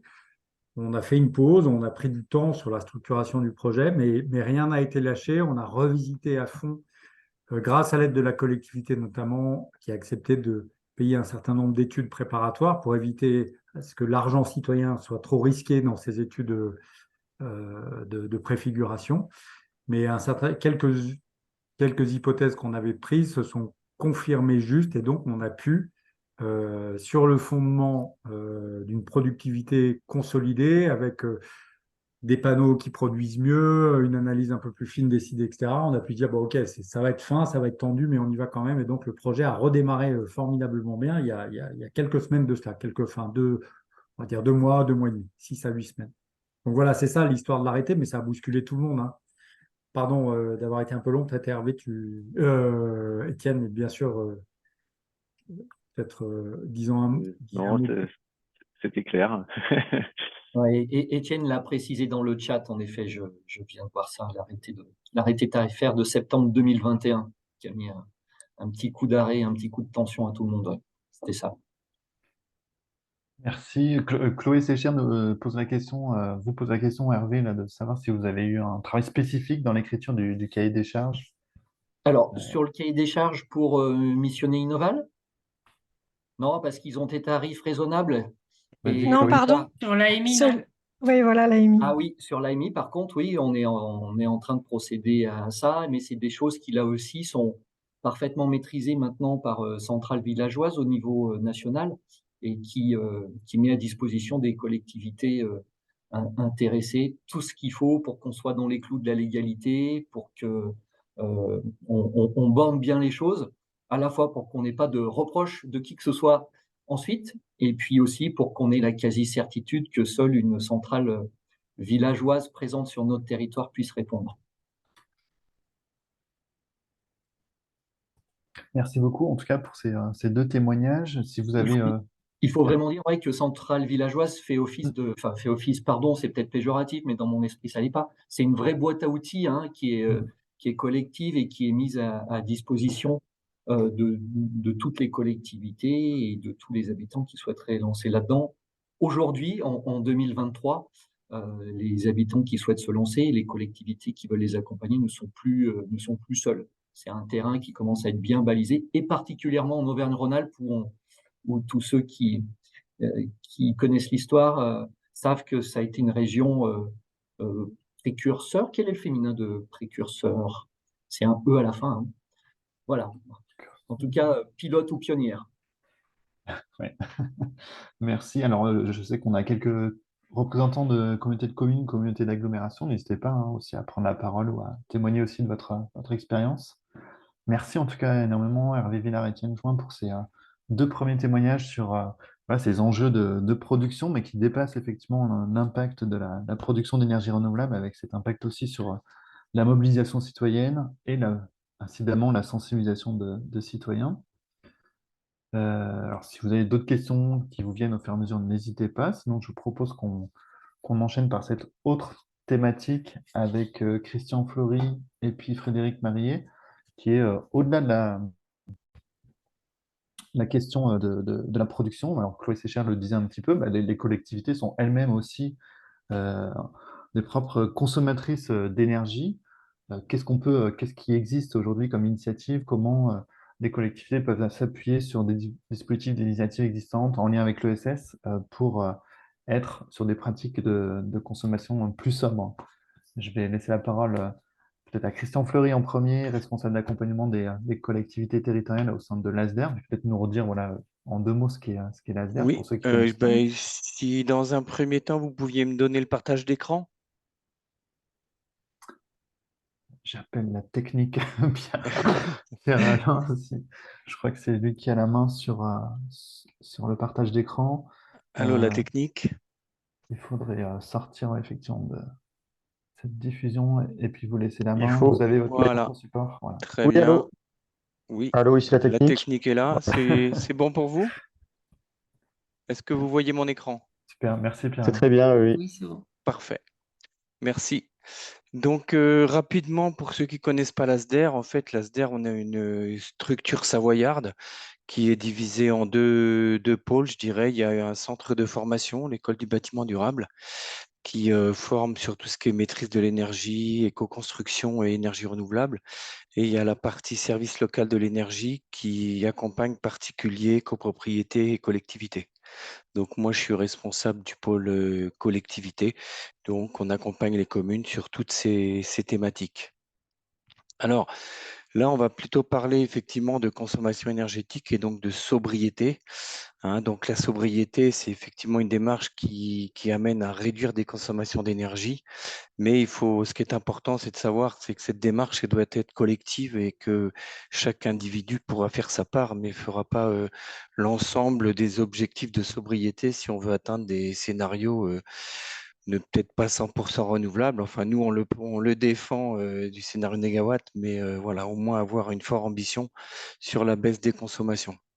Donc, j'ai mis sobriété énergétique entre parenthèses parce qu'il faut penser qu'il y a plusieurs types de sobriété. Je parle là, par exemple, de la sobriété structurelle. Pour un exemple très simple, il s'agit, si on construit une maison passive, si elle est construite à 40 km de son lieu de travail, on fait 80 km par jour en voiture et donc la maison passive, les bienfaits sont complètement annulés par les transports. On parle aussi de sobriété dimensionnelle. Là, vous avez sur cette photo, si je dois faire 3 km avec un SUV électrique, j'ai également perdu toute notion de sobriété plutôt que de prendre mon vélo. Parce qu'un SUV électrique, c'est pas tout à fait un objet écologique. La sobriété d'usage, ça c'est celle dont nous allons parler le plus. En fait, c'est tout ce qui est l'usage de l'énergie au niveau des équipements et notamment, on va parler beaucoup des bâtiments dans ma présentation. Mais on a aussi, là j'ai cité en dernier point, la limitation de vitesse, qui est également de la sobriété d'usage et donc qui amène à des économies d'énergie. Enfin, la dernière type de sobriété, c'est ce qu'on appelle la sobriété coopérative, c'est-à-dire que les équipements qu'on va pouvoir mutualiser, je pense, tu vois les cities, le système cities, le covoiturage, et encore, je vous citerai un exemple de partager les usages de lieux ou de bâtiments. Donc voilà, la sobriété, c'est pas que l'énergétique. En fait, toutes ces sobriétés ont pour conséquence des économies d'énergie. Donc, dans les bâtiments publics, en fait, la difficulté d'économiser l'énergie dans les bâtiments publics, c'est qu'ils sont très particuliers, les bâtiments publics. D'abord parce qu'ils ont une occupation intermittente. Il y a beaucoup de monde qui passe dans ces bâtiments, et toutes ces personnes qui passent dans les bâtiments n'ont pas d'informations sur la dépense énergétique et non plus ne s'occupent pas du système des bâtiments et de l'entretien. Donc, la difficulté, c'est effectivement comment impliquer ces occupants et leur faire prendre conscience qu'ils ont également un rôle à jouer dans ces bâtiments-là qu'ils occupent. L'autre, une des difficultés, je l'ai dit, dans les bâtiments publics, c'est le taux d'occupation. Je vous ai mis quelques exemples là. Vous voyez, une école, c'est occupé 30% du temps. Une mairie, presque pareil, une salle polyvalente, ça va dépendre de l'usage. Les gymnases également. Et même pour voir chez vous, votre logement, vous voyez qu'il est quasiment occupé à 50%. Donc, il y a un réel potentiel sur ces temps d'occupation, puisque en fait, il ne se passe rien dans ces bâtiments. Donc, qu'est-ce qu'on peut y faire comme action d'économie d'énergie? Alors, évidemment, le levier le plus important sur les bâtiments, c'est bien évidemment le chauffage. Peut-être que dans 20 ans, ce sera la climatisation, mais pour l'instant, on est sur le chauffage. Et le chauffage, on peut travailler sur ces régulations, programmation. Donc, vous voyez, régulation, c'est je chauffe à la bonne température et programmation, c'est au bon moment. Donc ça, ce sont des actions assez classiques, mais qu'il faut quand même bien mener parce qu'on peut s'apercevoir que dans certains bâtiments qu'on visite, on trouve encore, ça devient un petit peu plus rare, mais des écoles qui sont chauffées H24 de octobre à avril. Donc, qu'est-ce qu'on va faire comme action d'économie d'énergie? La première chose, c'est de faire des réduits de température et de programmer en fonction de l'occupation du bâtiment. hein. Et la seule façon de savoir, c'est par exemple, nous, on va accompagner des communes dans des campagnes de mesure de température dans les bâtiments, hein, ce qui vous permet de connaître à tout moment quelle température il fait et donc comment c'est régulé. Quelle température il fait? Est-ce qu'il fait pas trop chaud? Parce qu'en général, on est peu alerté s'il fait trop chaud dans un bâtiment. Les usagers ont plutôt tendance à ouvrir les fenêtres. Donc là, on n'est pas informé, hein. Et puis à savoir si notre bâtiment est régulé, c'est-à-dire si on fait des réduits de température à la fois pendant les temps d'occupation, je pense notamment aux vacances pendant les congés scolaires, par exemple, mais également pendant les week-ends, hein, ou pendant la nuit. On voit sur cette courbe que j'ai tirée de travaux qu'on avait fait, bah, vous voyez sur les 7 jours, la température monte à 20 degrés. Ça veut dire que dans cette école, puisqu'il s'agissait d'une école, elle était chauffée le week-end. Et après, on peut regarder plus finement les baisses de température, est-ce que ça correspond bien? On peut regarder plus finement la vitesse de montée en température du bâtiment, ce qui nous permet de caler au plus près la mise en route du chauffage. Donc ça, c'est une première chose comme exemple, hein. On peut également mettre ce qu'on appelle, nous, des boutons de relance temporisés. Par exemple, dans les bâtiments à forte intermittence, on lance le chauffage pendant 2 heures, 1 heure et demie, 2 heures, et puis s'il y a pas, il s'arrête. Et puis s'il y a toujours du monde dans le bâtiment, bah, c'est les usagers qui vont lancer le chauffage. Donc c'est eux qui relancent. S'il y a personne dans le bâtiment, bah, le chauffage n'est pas relancé. C'est assez efficace quand on n'est pas sûr des plannings, notamment je pense des plannings scolaires, où une salle polyvalente peut être réservée pour de la motricité, pour de la gymnastique, et puis finalement l'instituteur change comment dire, change d'activité, et finalement il n'y a personne qui vient dans la salle. Donc c'est des systèmes assez efficaces. Là, je vous montre aussi où on peut sensibiliser dans les écoles, dans les collèges. C'est des photos que j'ai prises, hein, personnellement, et où on voit que bah, l'émission de chaleur dans ces bâtiments-là, elle est vraiment très faible. Et comme je vous l'indique en bas, on peut avoir jusqu'à 30% de rendement. Donc là, on parle même pas d'investissement, on parle juste de dégager les radiateurs et d'essayer de trouver des solutions pour ranger les cartons, pour poser des étagères dans les médiathèques.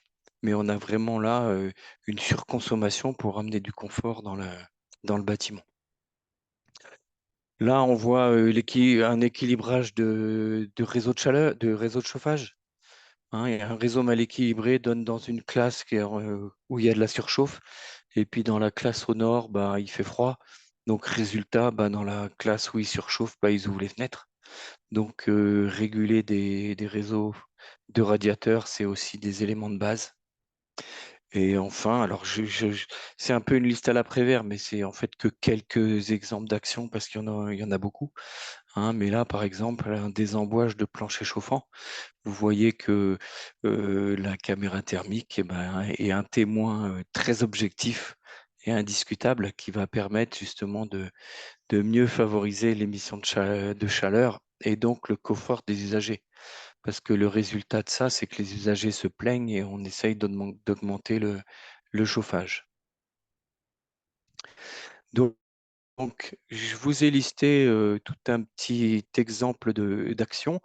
Pour illustrer ça, on a un territoire sur la Savoie qui est la communauté de communes Cœur de Savoie, hein, qui a lancé donc un plan de sobriété. On a beaucoup de communes ou de territoires qui, bah, par la force des choses, hein, on l'a dit tout à l'heure, par rapport à ce qui s'est passé l'année 2022 avec le coût des énergies qui ont explosé, je dirais presque, c'est un peu dur de dire ça, mais je dirais presque enfin, la sobriété énergétique a été au cœur des politiques énergétiques des communes et des collectivités, hein.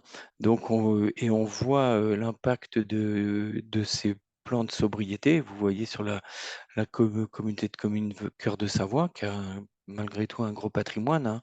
11 bâtiments supérieurs à 1000 mètres carrés, donc déjà qui rentrent dans le décret tertiaire, qui les oblige réglementairement à 2050 à faire moins 60% d'économie d'énergie. Donc on peut se dire c'est presque inatteignable. Mais quand on regarde les résultats du plan de sobriété sur Cœur de Savoie, eh ben, vous voyez que rien que sur la période novembre 2022 à mars 2023, c'est 35% d'économie d'énergie, avec une économie financière de 33 000 euros. Hein. Donc, quand on voit dans le scénario Négawatt, ce qu'ils projettent, c'est que dans le triptyque sobriété, efficacité, renouvelable, ils estiment que les actions de sobriété représentent 30% du chemin pour arriver au 100% renouvelable. Et ben, on voit nettement que sur ce plan de sobriété et sur son patrimoine, Cœur de Savoie a dépassé les 35% d'économie d'énergie. Et là, on parle en données corrigées de la rigueur climatique, hein. Donc, ce n'est pas uniquement un effet météorologique, c'est vraiment les effets du plan de sobriété. Et à signaler également qu'ils ont fait une forte sensibilisation auprès des usagers qui s'affichaient dans les bâtiments le sens de l'action, parce qu'ils ont quand même baissé à 19 degrés, hein, et puis l'impact. Donc, autre chose comme ça, une petite liste aussi d'actions qu'on peut tout à fait mettre en place, c'est de la temporisation sur les ventilations.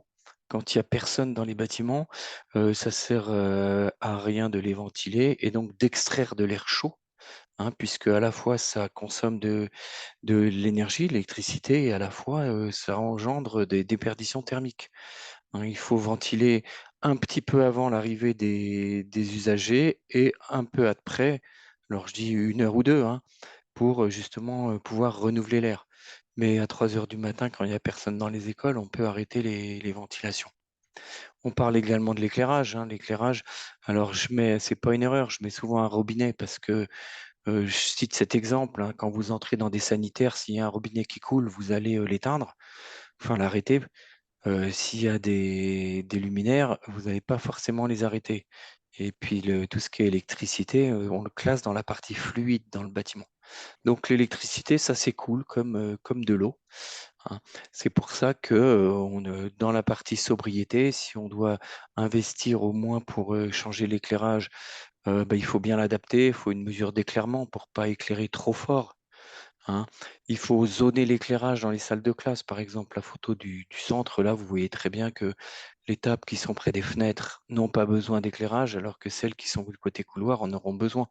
Donc, dans la mesure du possible, si vous avez à recabler, eh ben, il faut pouvoir zoner en fonction de l'arrivée de la lumière. Et dans la photo de droite, ce que vous voyez, on peut avoir l'impression qu'il y a de la lumière allumée dans les couloirs. Mais en fait, dans cette construction neuve, on a des puits de lumière avec des lentilles de réception en toiture qui diffusent dans le couloir. Donc, il n'y a pas de lumière allumée, c'est simplement de la lumière naturelle qui est diffusée.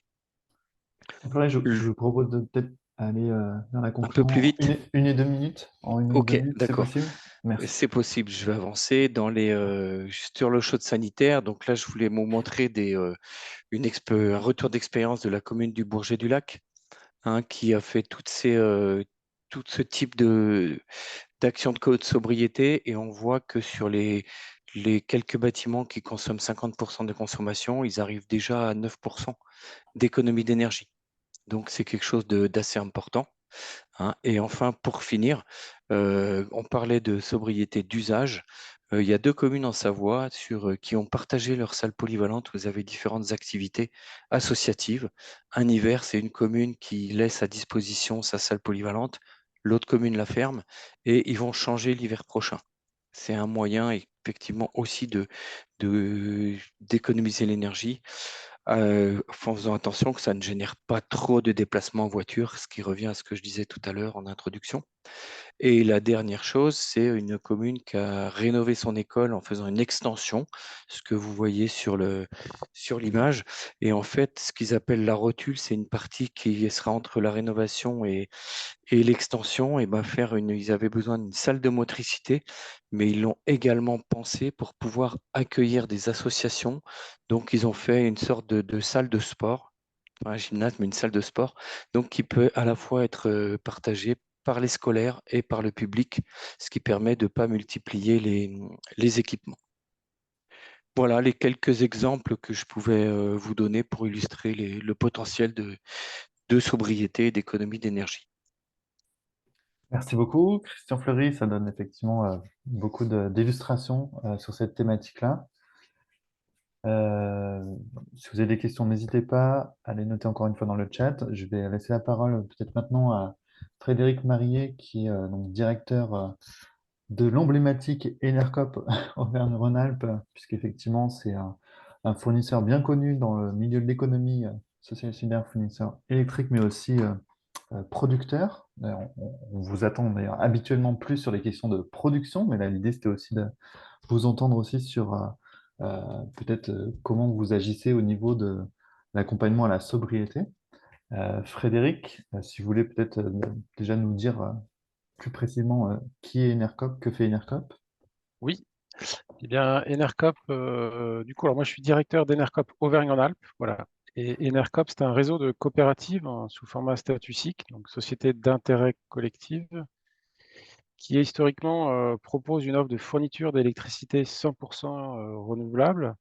C'est-à-dire qu'on achète historiquement de la production d'énergie renouvelable à des producteurs indépendants pour la mettre à disposition de nos clients. Voilà, on a aujourd'hui à peu près 100 000 clients en France et 20 000 en Auvergne-en-Alpes.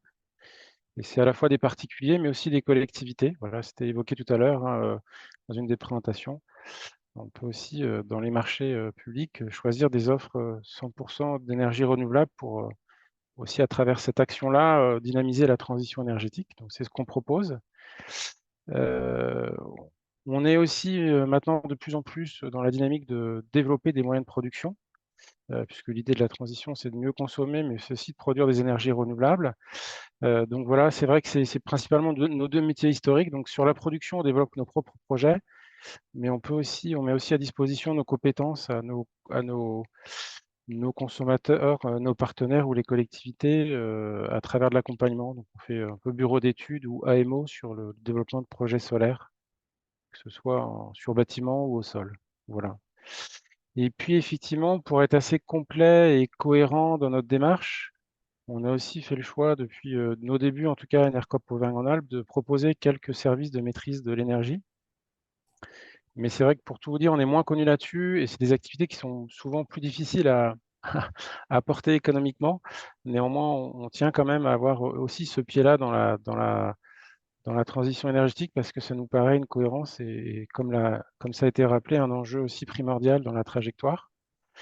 Et du coup, aujourd'hui, on a deux offres un peu qui concernent cette dimension-là. Historiquement, on a souhaité d'abord accompagner nos consommateurs à mieux consommer notamment leur électricité. Nous, c'est un petit peu notre angle. Aujourd'hui, on est un petit peu focalisé sur la dimension électrique, même si ce n'est pas forcément l'enjeu le plus important, mais en tout cas, c'est notre métier. Et donc, on a mis en place une formation Dr Watt qui s'adresse plutôt aux particuliers, mais qui néanmoins, et ça a été le cas plusieurs fois, peut être proposée par les collectivités, soit à leurs agents, soit aux habitants. Donc voilà, on a eu par exemple la métropole de Grenoble qui a souhaité proposer cette formation à ses agents dans une semaine de sensibilisation aux enjeux de la transition, ou l'exemple de la ville de Fontaine, qui est en banlieue de Grenoble, qui a souhaité proposer cette formation à leurs habitants dans le cadre aussi d'une semaine sur le développement durable. Et cette formation, elle se fait en plusieurs étapes et son but, c'est d'aider les personnes à mieux comprendre leur consommation électrique spécifique, à poser un diagnostic et à savoir où agir. Parce que c'est vrai que souvent, les gens ont conscience des enjeux maintenant. Ils souhaitent agir. Ils ont aussi, on voit circuler beaucoup de conseils de bonnes pratiques, mais chez soi, on ne sait pas forcément par où consommer, par où commencer, excusez-moi, pour effectivement être le plus efficace dans ces démarches, notamment quand il faut faire des petits investissements. Donc la formation, elle se déroule en plusieurs temps. La première, c'est effectivement d'avoir, alors ça peut se faire en webinaire, mais aussi en groupe, une quinzaine, une vingtaine de personnes. On apprend aux gens à bien comprendre les consommations dans une maison électrique et on les apprend surtout à mesurer. Et c'est à travers cette mesure qu'ils vont faire chez eux que les gens vont vraiment appréhender leur consommation et la rendre concrète. Et à travers cette mesure, ils vont bien se rendre compte effectivement de là où, comme le disait aussi la personne de l'ASDER, Christian, voilà, voir les fuites, en fait, si vous voulez. Même si c'est l'électricité, repérer les fuites sur l'éveil ou plein d'autres choses que même parfois des consommateurs chez nous qui sont plutôt militants, engagés et font attention, découvrent à travers ces mesures. Du coup, voilà, on a aussi une petite plateforme en ligne sur laquelle on peut rentrer les données et qui va faire un diagnostic de l'habitat. Éventuellement, si les mesures sont assez exhaustives, reconstituer la facture électrique. Et puis surtout, permettre de faire émerger les priorités, c'est-à-dire les actions qui vont être les plus efficaces pour mettre en place des économies. Et puis ensuite, après la formation, il y a une période où les gens sont chez eux, ils font des mesures. Et puis, il y a une deuxième session où là, il y a un partage et un retour d'expérience entre les participants. Donc, l'idée, c'est que ce soit aussi convivial et un peu voilà, un partage entre personnes. Et puis, le formateur qui va aussi amener des compléments d'information et aiguiller les personnes dans leur démarche. Voilà, ce qu'on constate, c'est que c'est une formation qui est assez engageante, mais qui permet aux gens souvent à nouveau, identifier assez facilement, même pour ceux qui ont fait déjà des efforts, 10% d'économie sur leur facture. Et on avait aussi fait une petite étude quelques années après. On s'est rendu compte que c'était des pratiques qui avaient perduré aussi dans le temps dans certaines personnes qu'on avait pu recontacter plusieurs années après. Donc voilà un exemple d'accompagnement qu'on peut proposer. Le deuxième exemple qu'on a pu mettre en place, ça c'est plus une opportunité, c'est pas forcément quelque chose qu'on a structuré, mais qui est encore en cours et on aimerait peut-être déployer à terme dans d'autres endroits.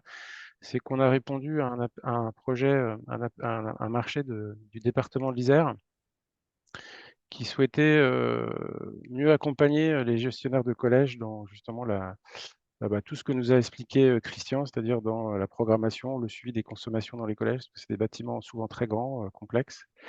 Et donc, on a répondu à cet appel, à ce marché avec un partenaire qui est aussi une coopérative, Covalence, qui est dans le cadre de la coopérative Oxalis.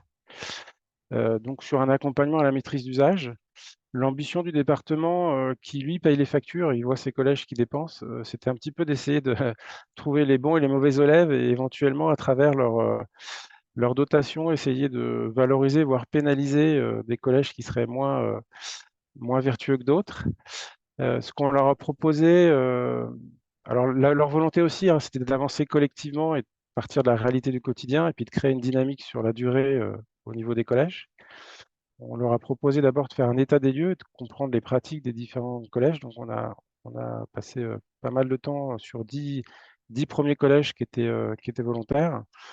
Et puis, on s'est rendu compte que finalement, il n'y avait pas de mauvais ou de bons élèves, que globalement, tous les gestionnaires de collèges étaient quand même assez impliqués et assez sensibilisés à ces enjeux-là, mais qu'il y avait des pratiques très différentes liées aussi à des situations très différentes. Donc, souvent, les collèges sont de nature très différente, les bâtiments ne sont pas du tout de la même nature. Il y a des bâtiments plus ou moins complexes, plus ou moins vieux, avec des systèmes aussi plus ou moins performants, plus ou moins bien mis en place, plus ou moins bien paramétrés, comme ça a été évoqué notamment sur les réseaux de chauffage, mais aussi les ventilations. Et puis aussi des gestionnaires qui n'ont pas forcément les mêmes compétences. Donc voilà, on a mis plutôt en place toute une méthodologie qui vise à créer effectivement une dynamique collective, mais plutôt en valorisant les bonnes pratiques, mais sans forcément pénaliser les mauvaises. Donc, on a écarté cette idée de dire faire des bonus-malus sur les dotations du département au collège. On a mis en place des cahiers d'usage, notamment pour que tout le monde comprenne bien le fonctionnement de son collège, parce que parfois, il y a beaucoup de choses données qui sont perdues ou de mauvaise compréhension. On se rend compte en tout cas que les sociétés qui font la maintenance ou l'exploitation des systèmes ne sont pas toujours les bons conseillers là-dessus.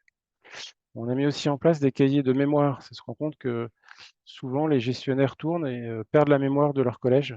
Et donc, d'avoir cette traçabilité dans le temps aussi, ça aide beaucoup à bien comprendre comment fonctionne son bâtiment. Donc ça, c'était un élément qui n'existait pas. Et puis, on a aussi mis en place toute une dynamique d'échange entre pairs qui finalement étaient chacun dans leur coin à essayer de gérer ces problématiques un peu tout seul ou avec son gestionnaire d'installation.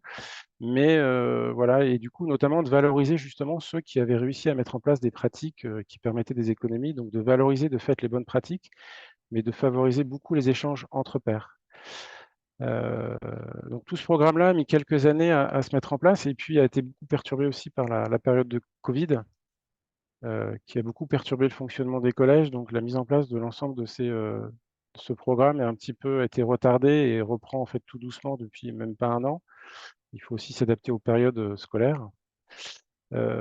Et donc, il y a une méthodologie maintenant qui a commencé à être éprouvée et pratiquée avec 10 collèges, et on en est à l'étape où on devrait déployer cette dynamique-là sur l'ensemble des collèges du département. Il y en a 90.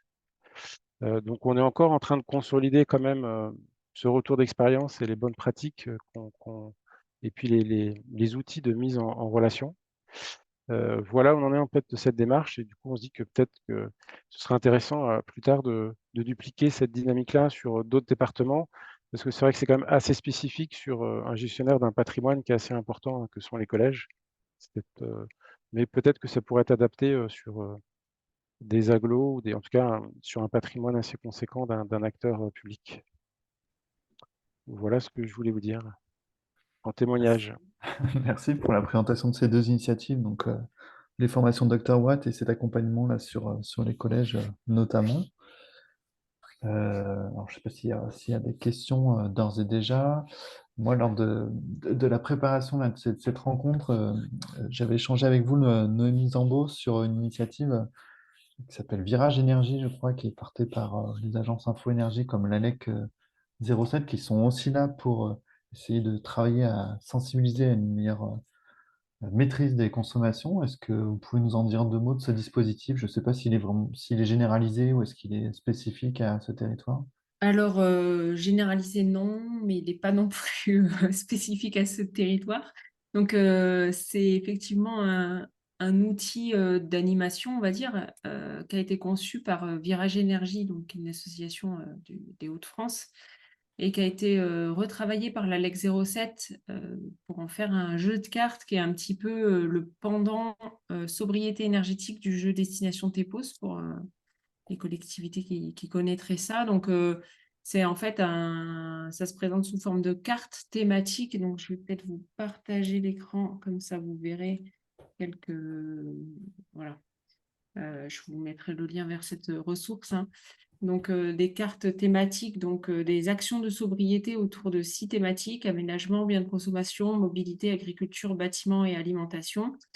Et en fait, pour chacune des cartes d'action, il y a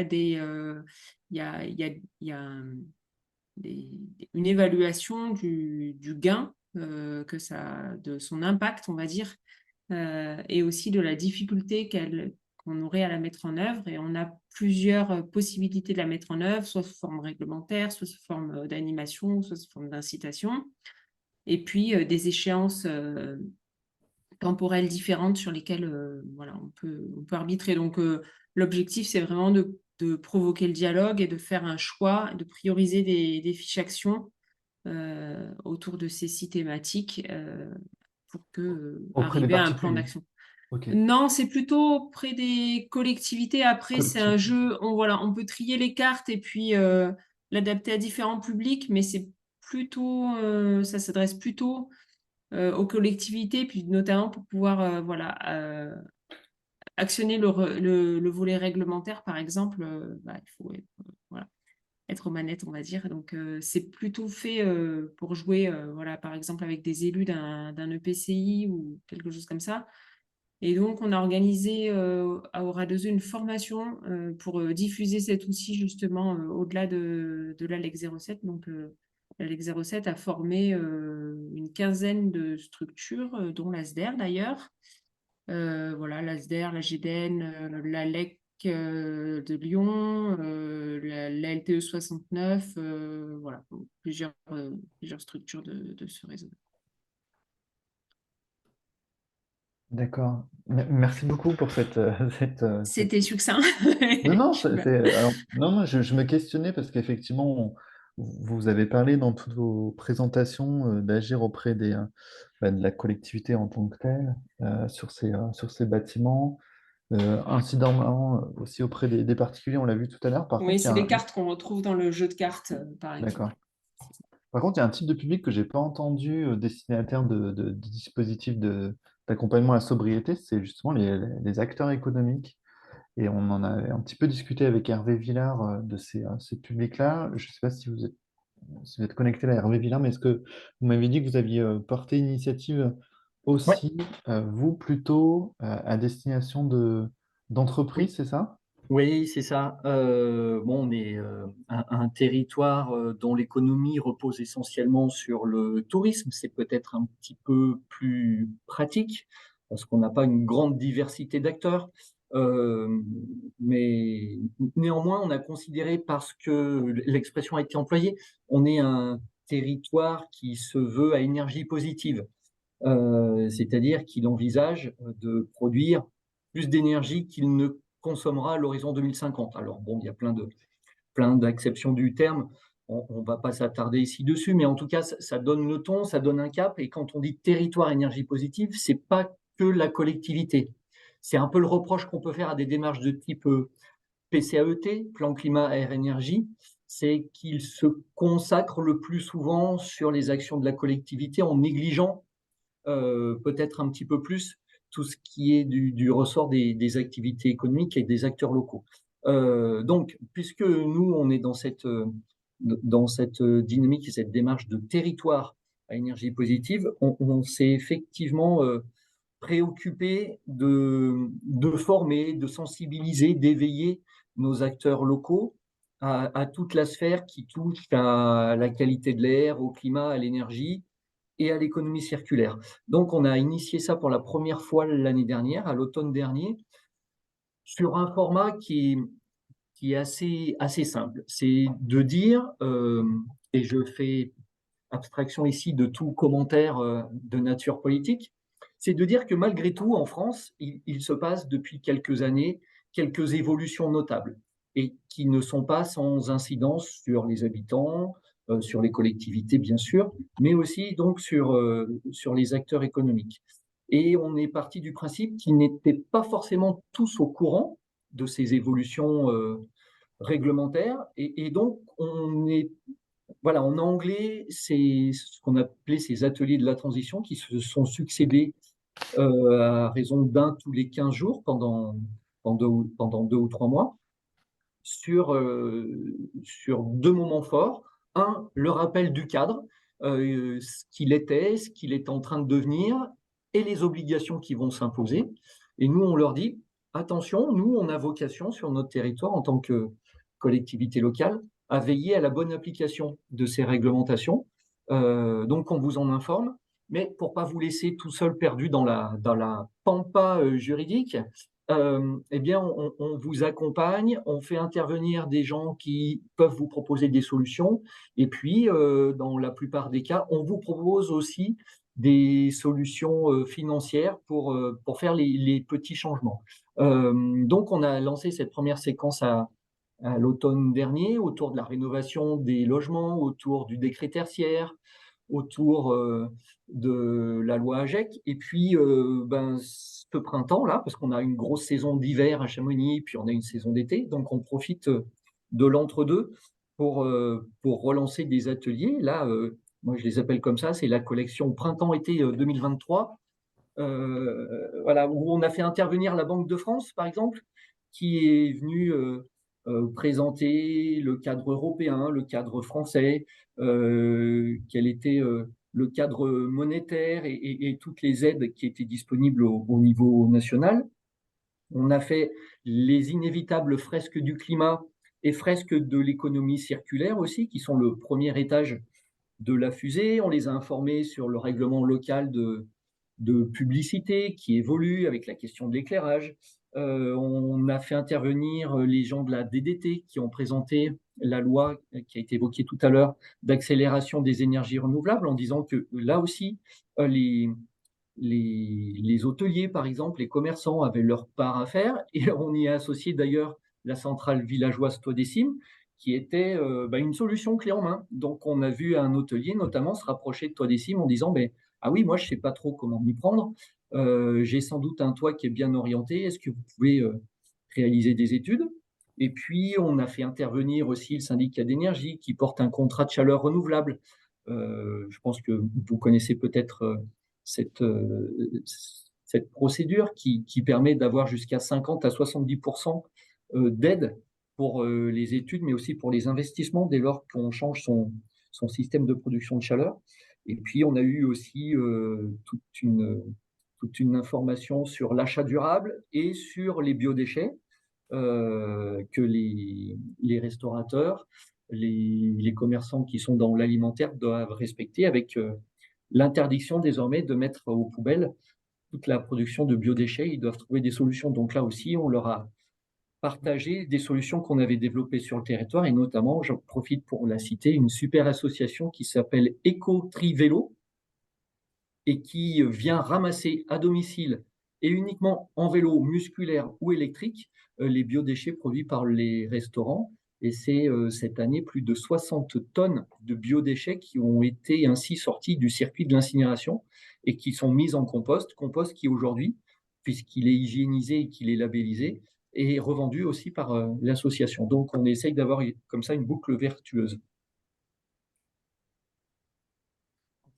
Merci beaucoup pour le rappel de cette initiative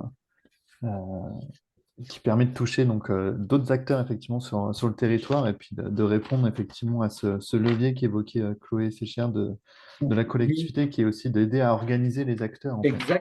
exactement. Je constate dans mon environnement professionnel et autres que souvent la collectivité fonctionne de manière étanche. Elle fait ce qu'elle a à faire, bien ou très bien, et puis parfois elle peut négliger tout ce qui est la partie, j'allais dire, courroie d'entraînement, embarquer le reste de la société. Et ici, avec ce genre de petit atelier qui ne demande pas beaucoup hein, en termes financiers, eh bien, on arrive à jouer davantage ce rôle. Bien. Écoutez, merci beaucoup à vous d'avoir complété ce temps sur la question de la sobriété. Merci Frédéric Marier d'Enercop, et merci Christian Fleury pour l'ASDER. Je vous propose qu'on passe à un dernier temps. Alors, sauf s'il y a des questions, voilà, je ne vois pas forcément beaucoup de réactions. Alors peut-être que tout le monde est aussi en train de prendre des notes. C'est vrai qu'il y a beaucoup d'idées, beaucoup d'initiatives, donc on remettra tout hein, dans le support qu'on vous enverra évidemment. Est-ce que Caroline, tu veux prendre la suite? Voilà, c'est pas vraiment Ouais, une conclusion, avec mais c'est plaisir. sur une autre thématique, voilà, sur les dispositifs proposés par l'ADEME. Je ne sais pas s'il y a peut-être un support ou... Oui, qui était dans le support général. Alors sinon, je peux le télécharger et le mettre, mais je sais pas, j'avais compris que j'avais pas forcément la main. On va rappeler la technique. La technique, Pierre-Alain, merci beaucoup.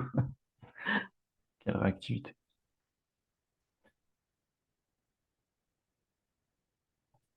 c'est moi, Caroline. On peut passer directement à la... Non. Je vais te faire une petite mise en contexte avant de passer à ça. Oui, ce que disait Sébastien en introduction, en fait, voilà, on avait sollicité l'ADEME pour intervenir, mais ils n'étaient pas disponibles. Donc, nous, on se fait le relais, en fait, aujourd'hui d'un certain nombre d'informations, parce qu'on a depuis bientôt 4 ans un partenariat avec eux, où on a beaucoup travaillé sur l'accompagnement collectif des entreprises, de l'économie sociale et solidaire, des filières de la transition, dans le but de diffuser leur modèle vertueux, donc avec à la fois un objectif de repérage, de promotion des initiatives remarquables, mais aussi un objectif d'impulser des nouvelles coopérations entre acteurs d'une même filière, etc. Donc ça, c'est une action qu'on mène depuis plusieurs années. Et cette année, on a aussi ajouté un nouveau volet qui est plus sur une question de changement de pratique au sein des structures de l'ESS en général, dont la transition écologique n'est pas le cœur de métier, et d'essayer de les sensibiliser, de leur donner envie, de les former, de les accompagner, quel que soit leur secteur d'activité, dans l'évolution de leurs pratiques sur des questions énergétiques, alimentaires, numériques, etc. Et c'est dans ce cadre-là, du coup, qu'on se fait le relais des informations que nous ont communiquées l'ADEME. En fait, ils vont mettre en ligne début juillet, ce n'est pas encore le cas, leur offre à destination des collectivités. Donc, nous, ce qu'on peut faire, c'est que dès que c'est publié, et nous aurons cette information, Sébastien pourra vous transmettre ce document, qui est un document en fait, qui fait une petite quinzaine de pages, que nous, on a pu consulter, mais qu'on n'a pas autorisation de diffuser à ce stade. Et donc, il y a en gros trois gros éléments là-dedans. C'est à la fois des ressources, programmes, outils et aides financières pour aider les collectivités à construire, piloter, mettre en œuvre leur politique territoriale et de transition. Des fiches thématiques sur énergie renouvelable, rénovation énergétique des bâtiments, mobilité, transport. Il y a aussi d'autres thématiques, pas forcément en lien direct avec l'énergie, mais qui sont aussi d'intérêt dans le cadre des questions de transition écologique. Et enfin, des contacts territoriaux et thématiques, mais là, qu'on va pouvoir vous transmettre. Et donc, dans cette partie ressources, programmes, outils, aides financières, il y a à la fois des liens vers des ressources qui permettent de mieux connaître le territoire, notamment vers Terristory qu'on a vu tout à l'heure, mais il y a aussi d'autres outils de diagnostic que l'ADEME Finance qui sont évoqués. Voilà, il y a des propositions sur le pilotage de la stratégie, aussi sur des questions de trajectoire carbone, de sobriété territoriale, de mobilisation citoyenne et aussi de mobilisation des acteurs économiques. Donc, il y a un certain nombre d'éléments qui sont abordés. Moi, ce que je vous propose là, c'est qu'on regarde quelques éléments qui me paraissent intéressants de regarder avec vous aujourd'hui. Il y a notamment ce petit encadré qui est dans leur document, et qui récapitule des éléments intéressants à la fois sur l'expertise de l'ADEME, et on va aller plus précisément voir un peu les pages internet, en fait, les publications, les formations et les aides financières.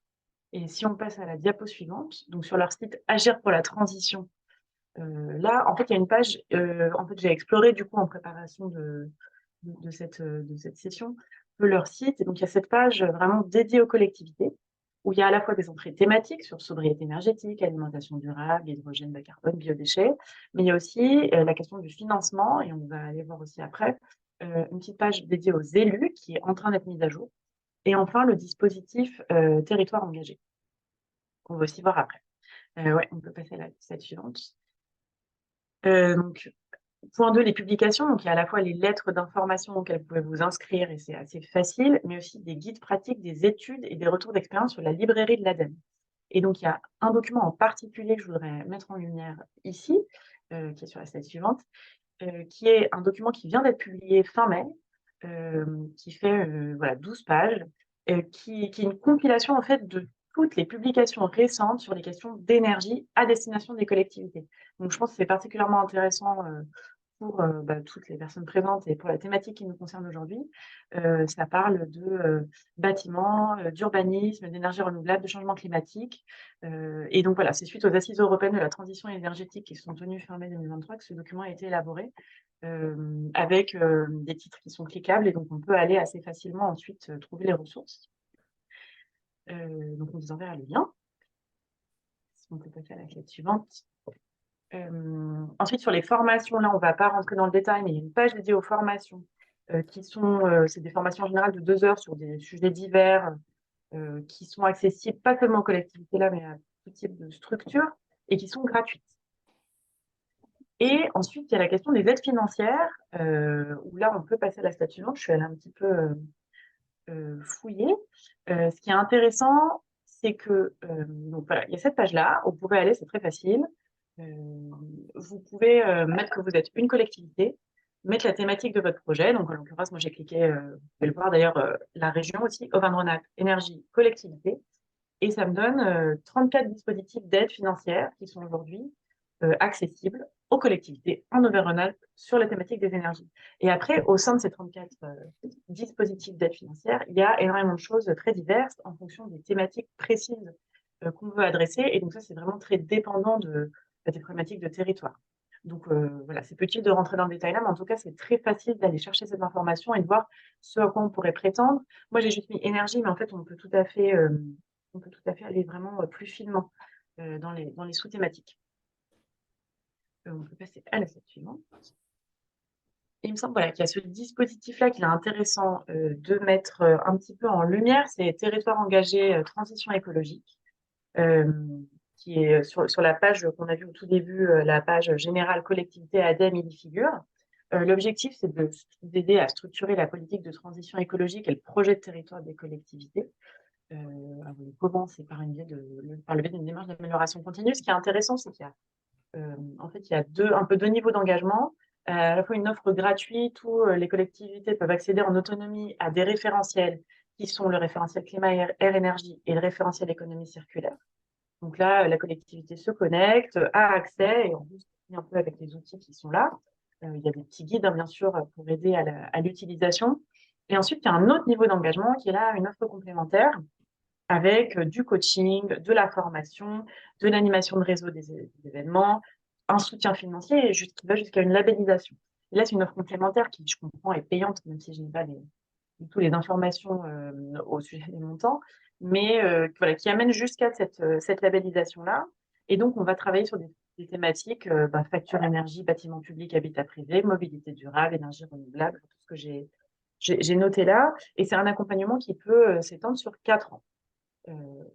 Voilà, donc je pense que ça méritait d'être mentionné parce que ça touche directement les thématiques qu'on aborde aujourd'hui.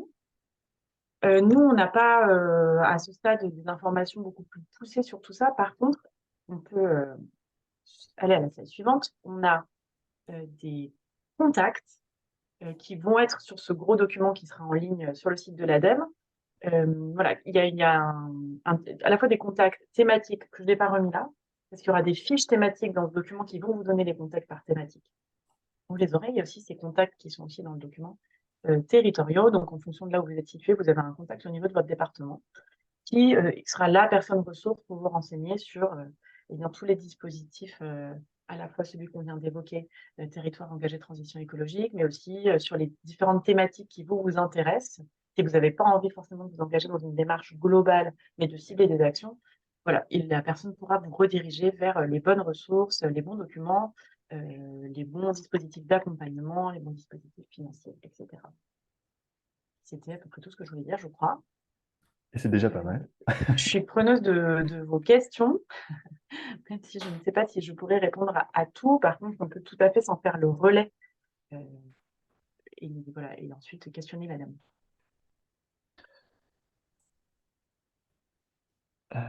Alors, Noémie, peut-être que vous voulez préciser. Est-ce que vous pouvez prendre la parole peut-être pour préciser? Ouais, c'est juste pour mentionner que il y a 4 contrats chaleur qui ont été signés avec des sociétés citoyennes, donc labellisées par Énergie Partagée, donc ERE43, Forestener, Beta Énergie et DiWatt. Donc ERE43 dans le 43, Forestener, ils agissent sur l'arc alpin, on va dire. Ils sont nés dans le 74, d'ailleurs, en Haute-Savoie. Et Damien les connaît bien. Beta Énergie, donc ils sont dans le sud du Puy-de-Dôme, et DiWatt dans la vallée de la Drôme. Et donc ça a bien dopé la filière chaleur citoyenne. On est pareil, une région assez pionnière en la matière, et c'est quelque chose que l'ADEME cherche aussi à développer. Donc voilà, je le mentionne parce que c'est quelque chose qui va être amené à se développer, je pense, dans les années à venir, et c'est chouette, ces initiatives soient soutenues. Merci beaucoup et merci à toi, Caroline, pour cette précision. Alors moi, je retiens qu'en fait, depuis le début de cet échange, il y a un cadre légal, réglementaire fort, il y a des trajectoires en termes d'ambition fortes qui sont posées aussi par les acteurs ressources.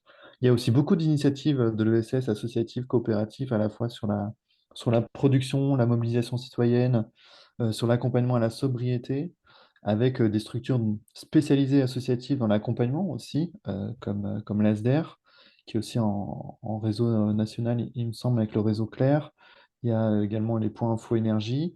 Caroline, on l'a conclu en disant il y a aussi des financements, et en plus des financements, si vous êtes perdu, il y a aussi des personnes ressources.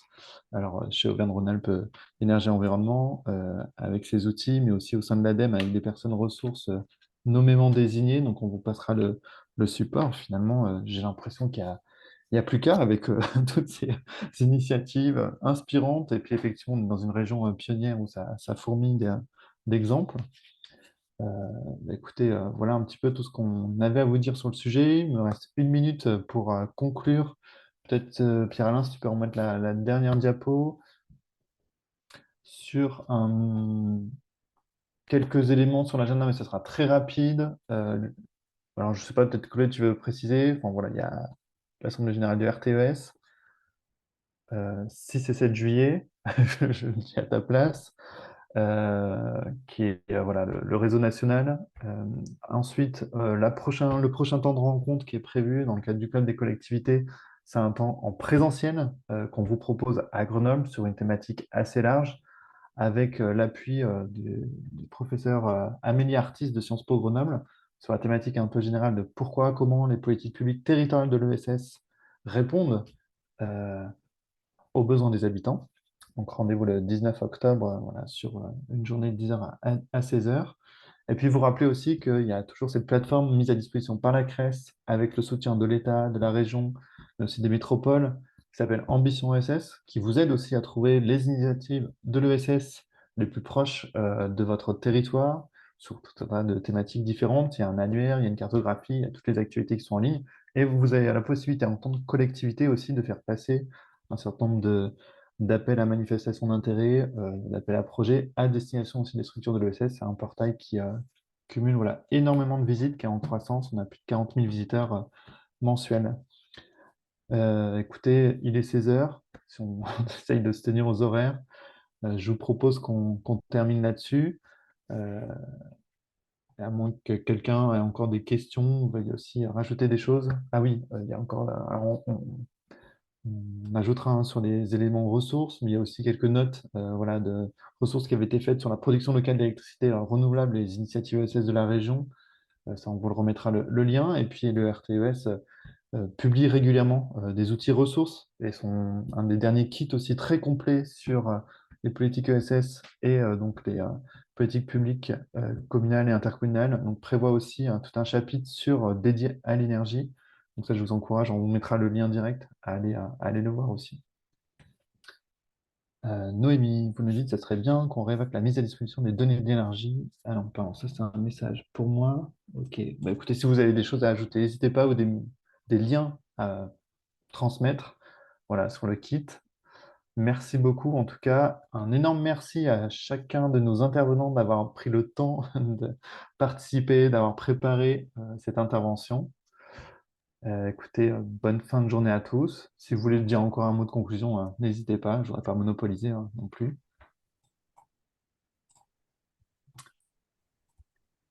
C'est bon pour vous?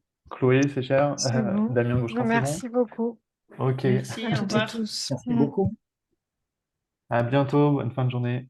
Merci. Au revoir. Au revoir.